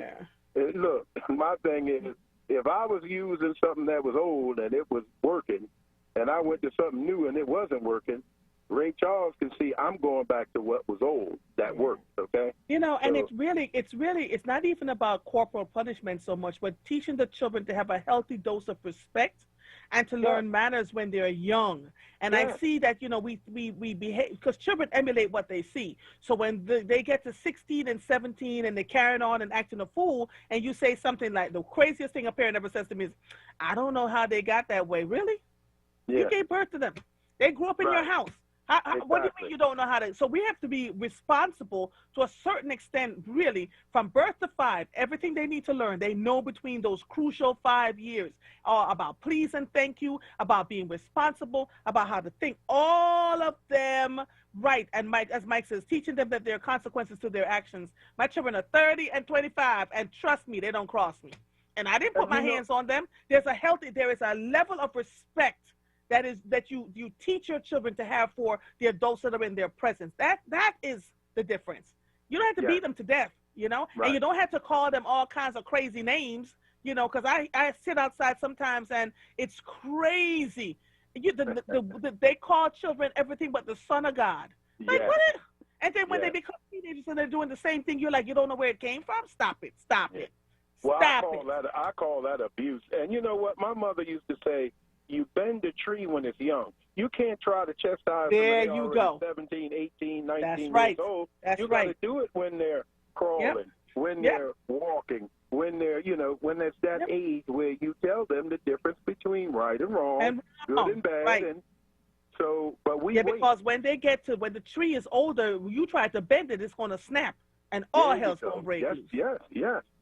So, we got the formula, and we're going to just keep working it. We're not going to let nobody turn us around. We're going to not let nobody tell us something stupid over something that's commonsensical and logical and stuff like that, right? We ain't going to do that, right? Yeah, Okay, nah, thank well, you. not in this house. Thank you, my brother. Take it Thank easy, you. okay? Peace. All right. Peace. Before I take Brother Phil, I want to read.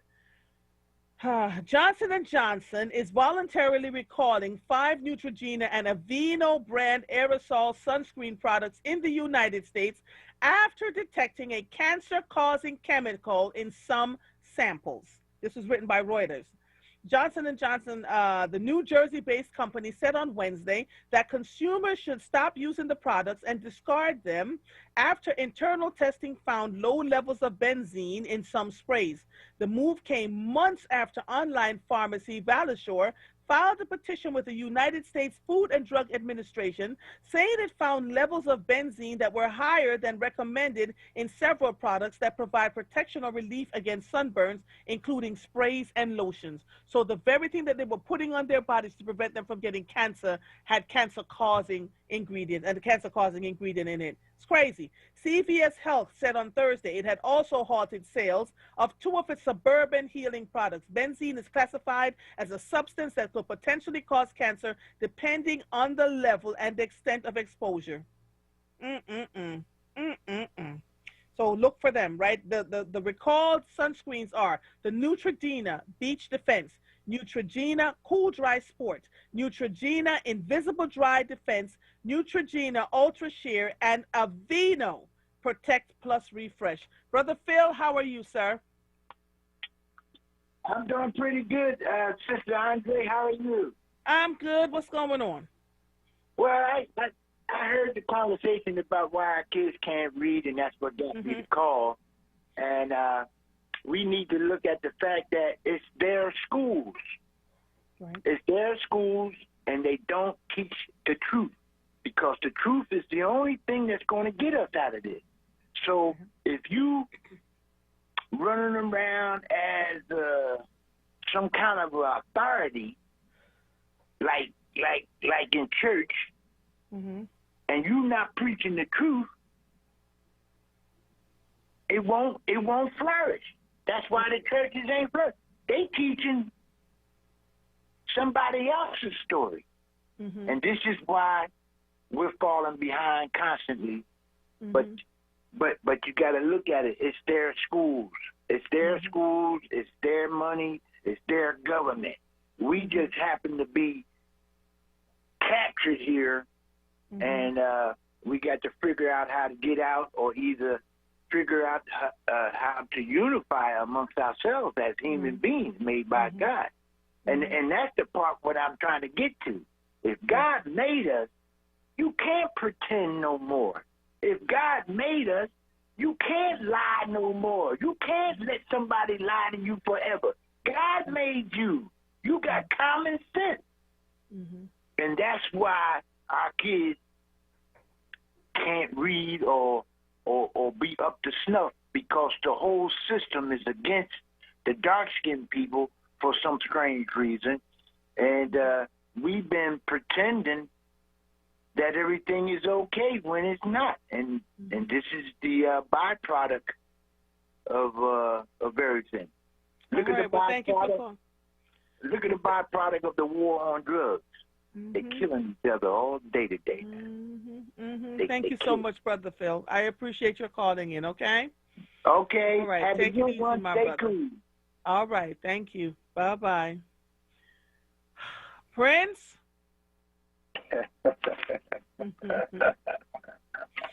How are you? Don't ask that question. I know. One of them days. That's a setup question right there. What's going on, Prince? Yeah. So I have a 13-year-old, and my 13-year-old, he writes Latin, he speaks Spanish, and he speaks Mandarin. Mm-hmm. And so I ain't no more conversation if you keep letting your kids go somewhere where you did the homework and looked at the research and know that they're not progressing. Then I would. Come on, Andrea. Come on. Listen, saying the same old stuff folks been saying for 20 years. The largest union is the teacher union. Mm-hmm. And they did a vote of no confidence in height. Now, nobody's talking about that, right? Mm-hmm. Right. And so, what are we doing? And so I'm sharing this conversation because it's you. Other than that, I wouldn't even be having this conversation because it doesn't make any sense to get the same results by doing the same thing the same way that you always do it, which is send your kids to these schools. When they had school choice, kids were learning differently through different venues. Mm-hmm. But then they found out that you were taking the same money from the school district for school choice, so you might as well give them the same education. And so the more we can have site control over your kids and they're not competing against other kids, then they have to keep themselves in position to do that. But I wanted to kind of sidebar you for a minute. In November last year, were we shut down as a state? Do you recall? In November of 2020? Last year. Yes. We were still under lockdown, but we were coming out of it. But we were locked down, though, right? Yes, we were locked down, yes. Because I know my barbershops were closed, and I couldn't. Yes, right up until spring, right. Mm-hmm. So how does my state senator go out and play golf at a time where I can't get the financial relief from the state because my state rep and my state senator say that the paperwork was so convoluted, but he got time to be fighting in a golf shop? Ooh. Wait a minute. You're talking about Anthony Hardy Williams. That's exact. Help me out. Wait a minute. I'm about to pull up the article. I came on late today, so I was just, that was one of the things. Hold on. Wait a minute. Hold on. Keep talking, Prince. Help me out. Hold on. Because I saw that on the news, and I was talking about this. Hold on. I was talking about this to my husband, and I said, what in the Sam Hill? So, okay. So this was 3 days ago, and I saw it, and I was talking about the very end. It says Philly State Senator, hold on, wait a minute. Where in this, hold on, wait.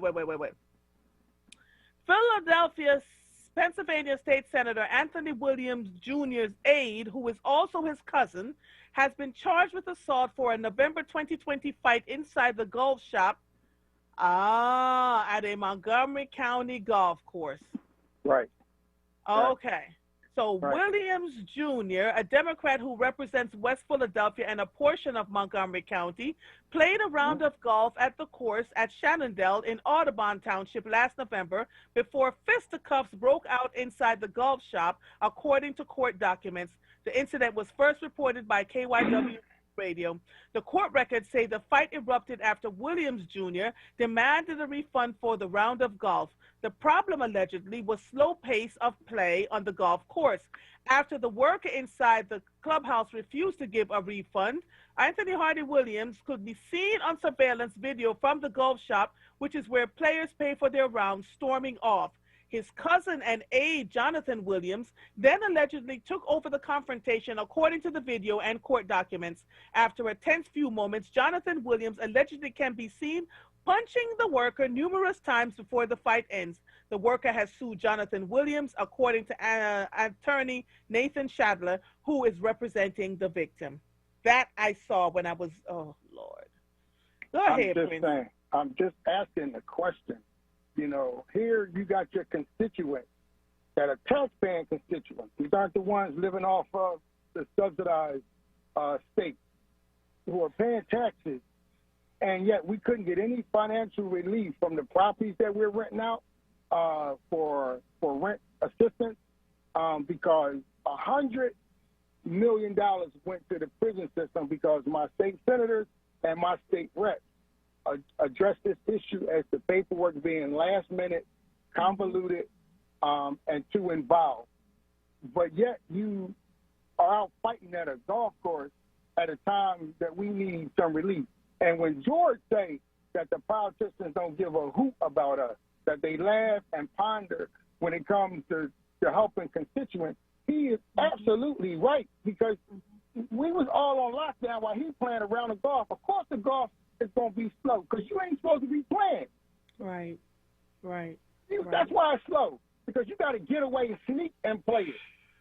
This is ridiculous, man. This is the kind of foolishness in politics that we're talking about. And so yeah, you got to vote these people out, but you got to break their stronghold of these ward leaders and committee people who keep voting these clowns back in office. So you know what I am hoping, Prince, is that with the new leadership potentially coming on for the NAACP, that we can step back into the gap as an organization to really start supporting and asking these hard questions, right? The NAACP has been very quiet for a long time. I think the time has way past come for us to step up and start to ask these questions on behalf of the constituents here, because this is some crazy stuff that's going on.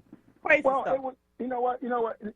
I would think that the senator has a constituent in his neighborhood who called when Michael Core was on earlier, who has a stairway order from his own property while a white developer is using his property to hang stuff on to build a property next to his. And so they got a no trespassing stairway order on the owner of his own property. So I think that stuff like that should involve the NAACP when the court system has demand a homeowner, and I think the senator should be involved, and I think a lot of other people, because you can't throw your hands up to this kind of sad judicial response. That man paid taxes, he's a homeowner, and this white developer is using his property in order to build up his complex. And so they tell us to put our tail between our legs and bow down to the court order. No, you should tell everybody within the sound of his voice that we should all be down there stopping that white developer from trespassing on a black taxpayer's property. And I think as the NAACP, I think we could fight those issues because that just goes to show how the judicial system is. People are looking at this. There's going to be some lack of sleep. Once this board comes in, I got to take a break, my brother. I got George and I got Woody on the line. Pray my strength. Have a good day. Thank you. Talk to you soon. All right, bye-bye. I'm going to take a quick break, and then we'll come back and talk to George and Woody. You are listening to The Source, 96.1 FM, 900 AM, streaming live on WURDradio.com. Follow us on all social media platforms at onWURD. 215-634-8065 is the number to call in. We will be right back after these messages.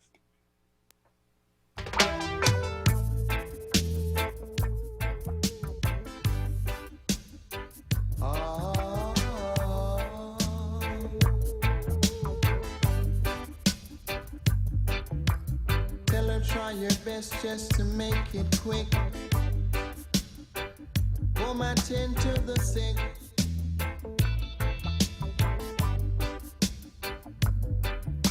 There must be something she can do. This heart is broken in two.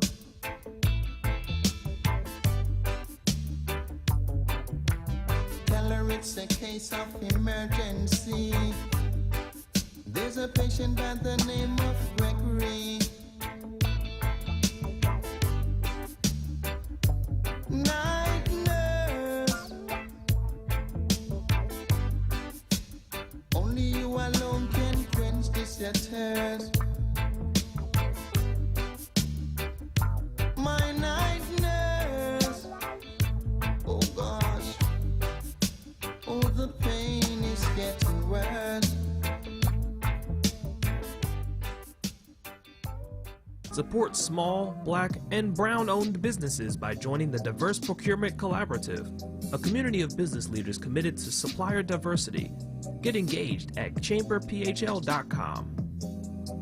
AARP is working to protect Americans 50 plus by making sure you have the latest information about the COVID-19 vaccines and the distribution plans in Pennsylvania. Just visit aarp.org/PA vaccine to learn who's eligible for the COVID-19 vaccine, when, where, and how to get it in Philadelphia and the rest of the Commonwealth, and what you might want to discuss with your doctor. That's aarp.org/PA vaccine.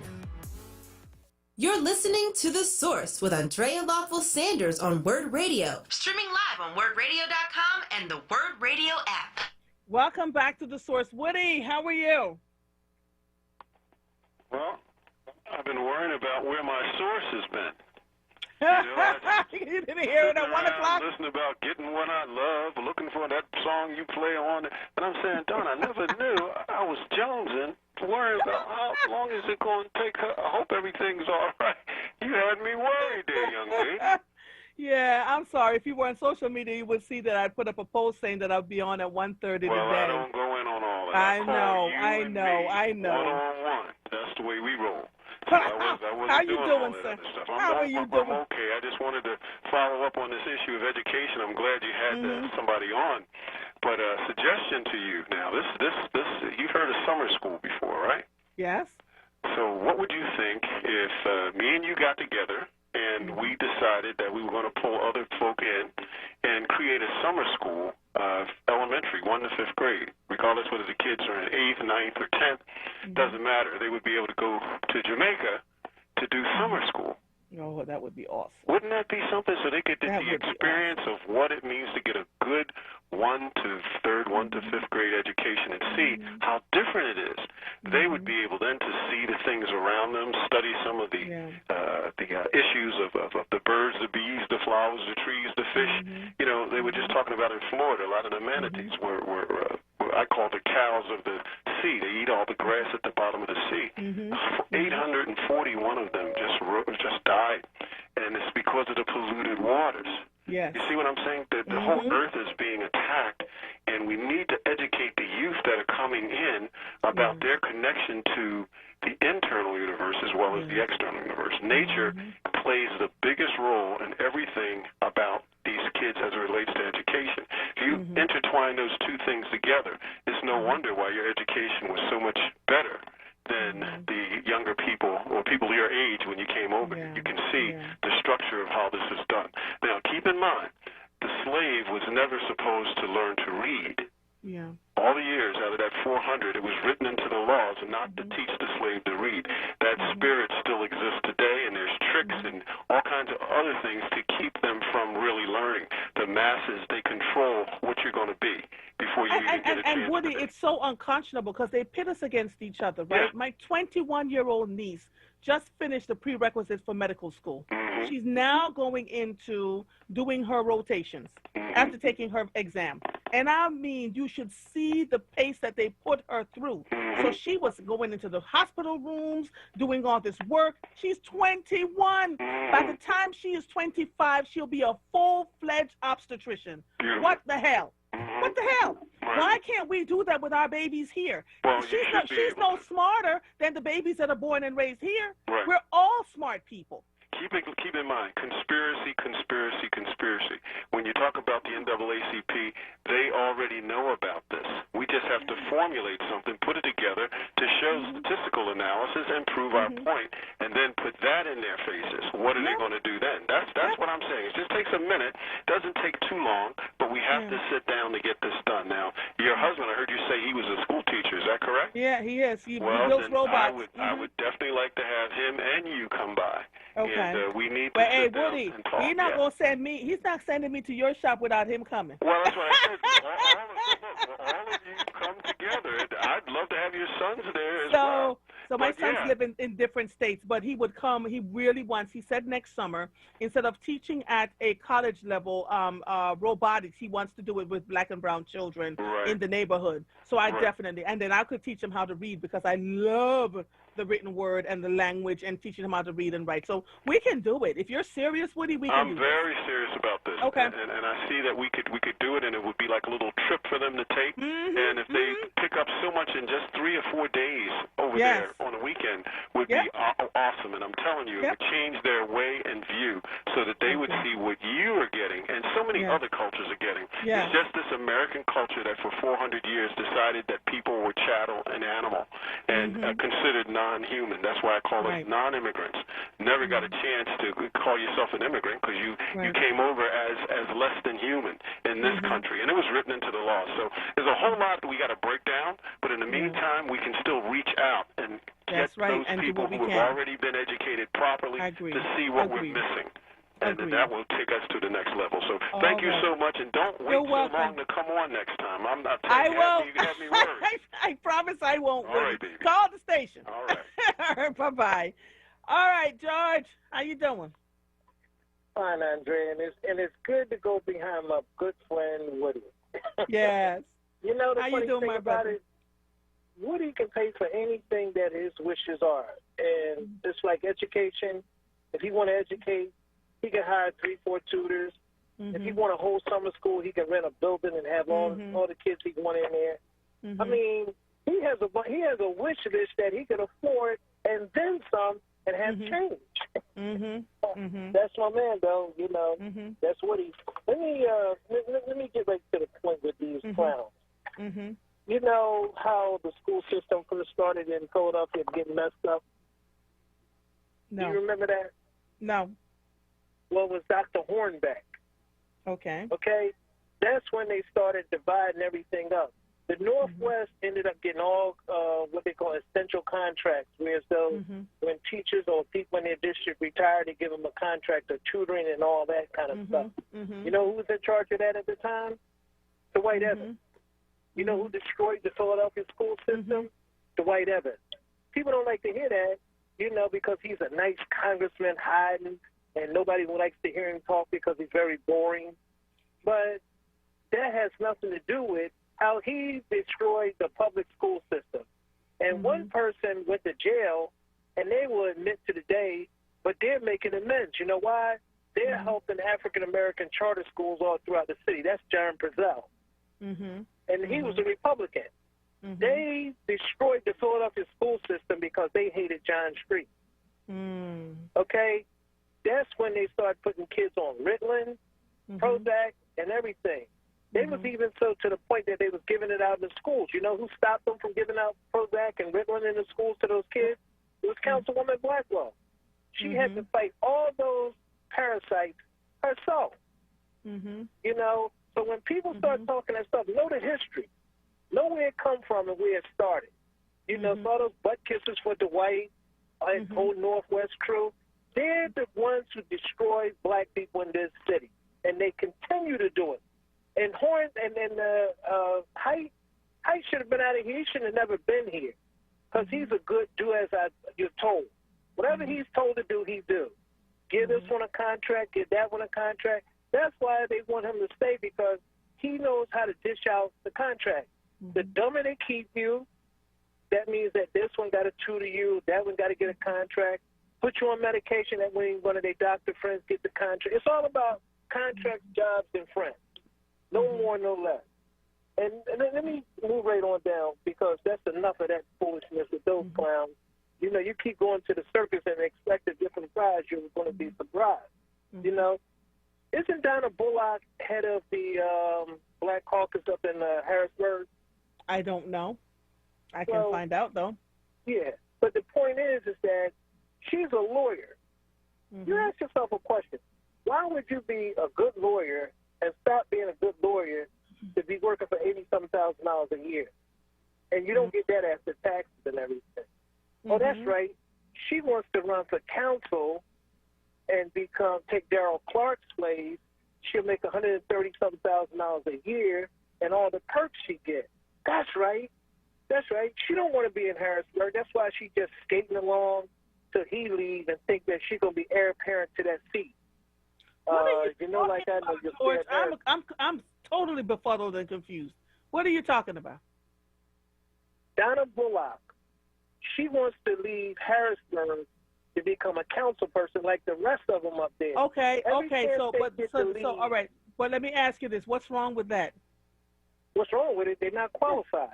Oh, okay. If So they that doing was such a good I was job up trying there, to get why to the would you point. leave?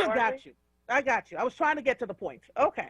Right. So why would you like bring worse down? Most of them that come from Harrisburg are real. They just have no idea of how city government works. Even though Donna Bullock worked for Darrell Clark, you know, it's not that you should be heir apparent to a seat. You should work for the seat. Got you. I Now mean, now I'm clear. Okay. Yeah. All right. If Okay. you look at how it works up there, Andrea, none of them want to be up there. That's why they don't do nothing. They just go up there for a payday, a paycheck, and that's it. Take the council person that was on the beach. Remind you now, they didn't work for 18 months, but her and her family, they land on a big beach. And you know what was the most embarrassing part about it? She got hammer toes all up in the sand. Like, who wants to see some hammer toes? What are you talking? Okay, see. I'm only going by what I've seen. Oh, Lord. Well, pull it up. You tell me what you see. Okay. Okay. All right. I mean, So, it's not like they didn't need a manicure for their teeth. I mean, okay. if you're gonna I do got all you, that, George. at least come on decent. I got you. But I gotta take these other two calls and have to respond to something that I'm looking here. So thank you, my brother. I'll talk to you soon. Try not to hurt nobody this weekend, okay? All right. Bye-bye.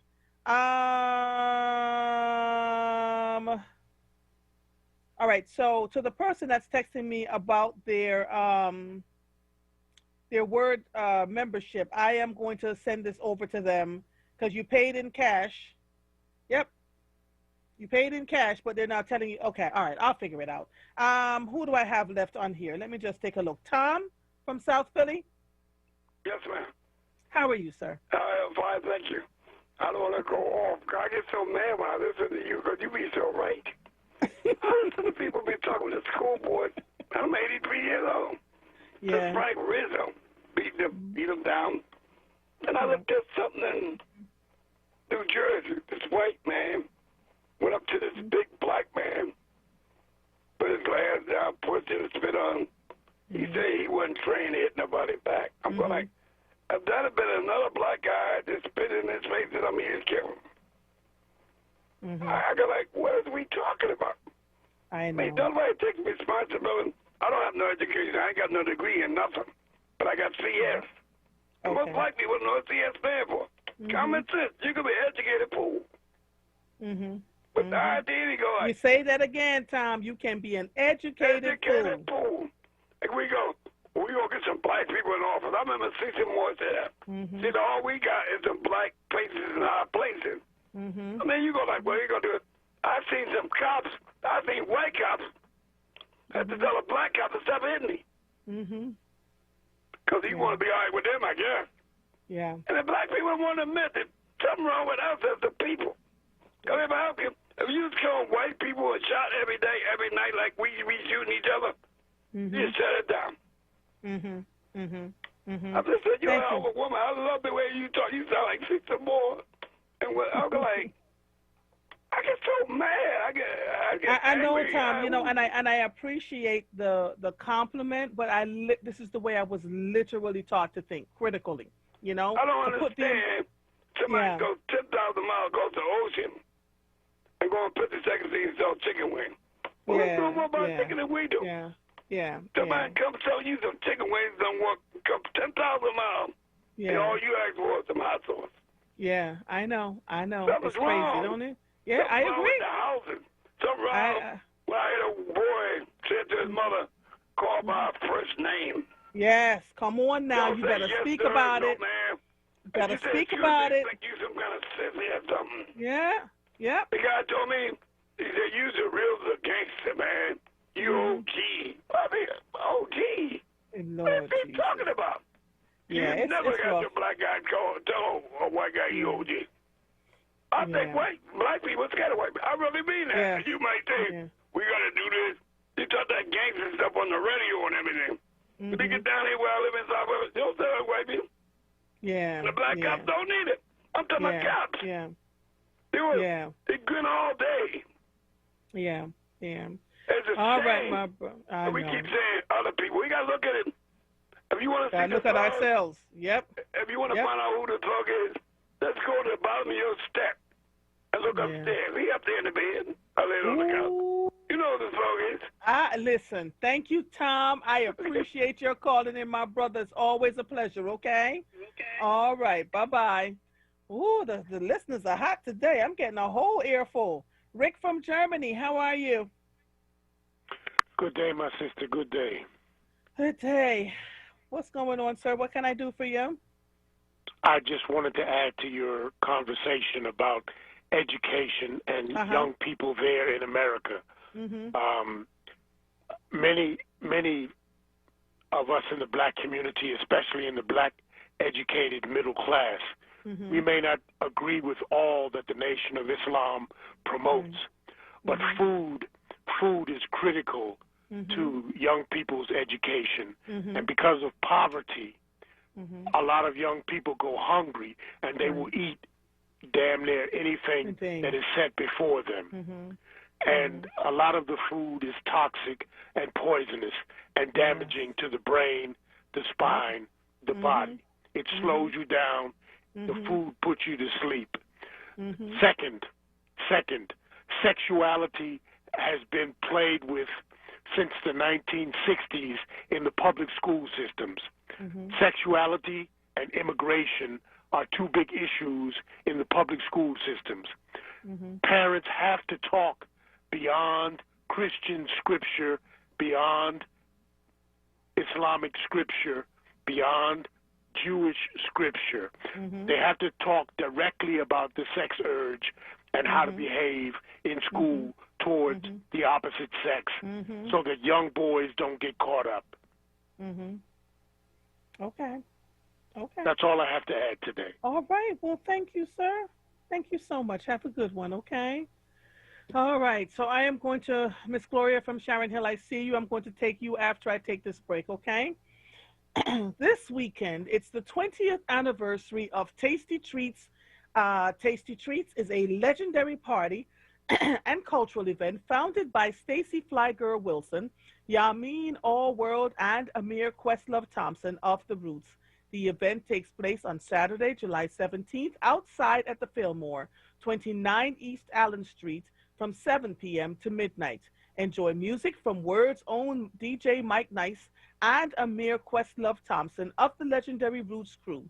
For tickets and more information, visit www.flygirl.com. That's www.flygirl.com. You can win tickets if you sign up or renew your WURD membership on site at our Summer of Freedom Neighborhood Love Live broadcast this Friday from 10 a.m. to 12 noon at the Cobbs Creek Recreation Center, 2800 Cobbs Creek Parkway. You are listening to The Source, 96.1 FM, 900 AM, streaming live on WURDradio.com. Follow us on all social media platforms at onWURD. 215-634-8065 is the number to call in. If you are hearing the sound of my voice, I am Andrea Lawful Sanders, and we will be right back after these messages. For the past 10 years, Comcast has been helping students get ready. We've connected 5 million students from low-income families to low-cost, high-speed internet. We're working with both nonprofit partners and city leaders to create over 1,000 Wi-Fi connected lift zones in community centers nationwide. And now we're committing $1 billion to reach 50 million people with the connectivity, skills, training, and the resources they need to succeed in a digital world. Learn more at comcast.com/education. If you or a loved one is searching for a home care agency that provides care both needed and deserved, call My Independence at Home at 215-921-2277. Featured in Oprah Magazine, My Independence at Home is committed to quality, compassionate home care for the elderly and adults with both physical and intellectual developmental disabilities. Call 215-921-2277 today for a free in-home consultation, or visit us on the web at MYIA.org. You're listening to The Source with Andrea Lawful Sanders on WURD Radio. Streaming live on WURDradio.com and the WURD Radio app. Welcome back to the final segment of the source. Michael just sent me a text message that made me pause. He said it is a big deal that the word listeners trust you with their feelings. That is not to be taken lightly. Thank you, Michael, for that reminder. I absolutely appreciate your doing that. Oh, you're so right. You are so incredibly right. Gloria from Sharon Hill, line 1. How are you? Hi, Miss Andrea. You make me laugh. You're so funny. You need to get on my Facebook page. Then you will be in stitches, honey. Yeah, I was just talking about menopause today. Just terrible, I tell you. Oh, my Lord. There's that, hopefully. Look, I'm eating like a bird and feeling like a whale. I don't understand it, Miss Gloria. It's terrible. But anyway, someone was talking about the Ritalin earlier. Mm-hmm. Yeah, I had a son who was on Ritalin. He's my fourth son. He passed away 4 years ago from epilepsy. Wow. But anyway, he's in elementary school. You wonder why he was so jittery and jumping around the classroom and everything. So they decided to put him on Ritalin. And let me tell you, that stuff has a lot of side effects to it. He was seeing things that we didn't see. Yep. He was fighting his sisters and brother. Had to intercede and sit on him so he can go to sleep. I'm telling you, I went through that, but I could take him off. No more Ritalin, and I meant that. No more. Yes. That stuff is dangerous. Yep. Really, it really is. It really is. It really is. This Andre, I went through it with him. He was little. It wasn't his fault, but he had a kind of imbalance, what they say. You know. He was with Ritalin for about 2 years, and that was it. I said, no more. Yeah. And I well, meant what I said. Thank you for calling and sharing that, sis. Because a lot of people have not had that experience. You know, they don't know when they're being told to put their children on it. So I appreciate that conversation. Thank you so much, my sister. Bye-bye. All right, bye-bye. Maurice, I need a song for you. Now, how a song for Tyrone? I'm going to have a song for you. You ain't going to have no song for me. How do rumors get started? It started by the jealous people. And you know that song, Maurice? No, Look at all these rumors surrounding me every day. I just need some time. Don't know that song, Maurice? No, I'm a country western fan. All right, I'm gonna find a country western song for you. I'm calling you so late, but you know they cut them checks today for the child thing. And I stood in front of the crack house trying to tell people, please just stay an hour, save some of that money for the kids. Please don't stay an hour. And you know what? I stood out there for 3 hours and nobody came out, so I just left. So I said I gotta make my phone call. Oh, what's up today, man? Let me tell you something. I want you to give Woody a play. Woody been asking you for a long time to come up there, go out there with your husband, and see what the plan is. And if the plan is feasible, if you really believe in the plan, I will donate money to help out the plan. Oh, that is because awesome. Woody is a good dude. Sometimes I mess with him sometimes, but Woody got a good heart. I've been listening to Woody for years. He's really a good dude, and he wants somebody to get in his plan. So I need somebody that has experience to look at his plan and see, you know, see what it is. You know what I mean? I can absolutely do that. But Mother, the big problem I have today is, you know, they had a shooting on the SEPTA bus last night. Listen, Maurice, I talked about it already. That's what I woke up to this morning. What the hell? I want to add this point, though. Oh, we my don't God. hear anybody else talking about it. That's the problem. You're the only one that will talk about it. Everybody else will talk about it. Everything out of state has nothing to do with Philadelphia, like we interested in things that when you can't even ride SEPTA in peace by worrying about getting shot. That's not news anymore. I mean, Anthony Williams' assistant fighting a white guy at a golf course is not news. You understand that? First of all, you should fire his assistant because you're supposed to be better than that. You're supposed to, you don't, like I said, you don't get mad at the fry boy. You don't go argue with him. You go to management, get that guy fired. Right. You don't fight no peasant. You don't do that stuff. What kind of staff members do we have? Are they all from the corner? Oh, Lord. You know what I'm saying? So I'm just telling you, George laid down some real stuff. I know George goes all the way out, but that's the only way you know how to go. Know how to do it, right. I'm trying to rein him back in, though. Everything you find out what he says is always true. I'm trying to rein him in so that people can listen to him because I do my research. But Hear what I'm telling you? They don't have to listen to this. Is opinion radio. If you don't want to believe what we say, you will suffer later. I told everybody about all this stuff years ago, and all I hear is from certain hosts, you got to give him more time. Biden's speech was doo-doo because he said nothing. All he said was sound like he was campaigning for election. What has he done with the bills that we're looking for? What happened to the $15 an hour? That's what we want to hear. How come you ain't got your house in order? Republicans don't play that. Ain't nobody jump out of line. If they do, they make them suffer. Joe Manchin is not suffering, and he's in one of the poorest states in the whole union. How is he calling his shots? Right. This is all I'm saying. And, Mother, I ain't going to talk no more negative. I want you to have a nice weekend. Oh, well, thank you. Woody. You're having a good weekend, and I survived that. I took care of that business because I know I got cut off by Joe Biden a couple of days ago. Well, thank you. I survived. I tried to get you to call back, so. I survived the shooting, so I'm good. Yeah. I'm good. I have luck on my side, and I have the URD family on my side. Right. I love everybody that listens to this radio station because these are some of the most intelligent people in this city because they're interested in what's going on with the city. Even if I disagree with them, I love them anyway because they're taking time to give their opinion. And when you don't have an opinion, you don't have no thought, you don't have no brain, and you're not interested in life. So, and that is why, you're right, Maurice, and that is why I love you all so much. You know, people are like, why you listen to make them call? Because if they take the time to call, I am taking the time to listen. That's what we're supposed to do. Brother X, you're my final call for the day, sir, and you have 3 minutes. How are you? I'm slow, but I'm sure. Mother, slow, but I'm sure. Oh, mother. Great show today, Sister Love. Thank you, my darling. To the brother that mentioned God, I saw God about 3 days ago. He asked me for $1. Now, what is the psychopath going to supposedly find out about these vaccines later on, now that people had signed all their rights away? Last comment. Slaves are not educated. Slaves have some schooling.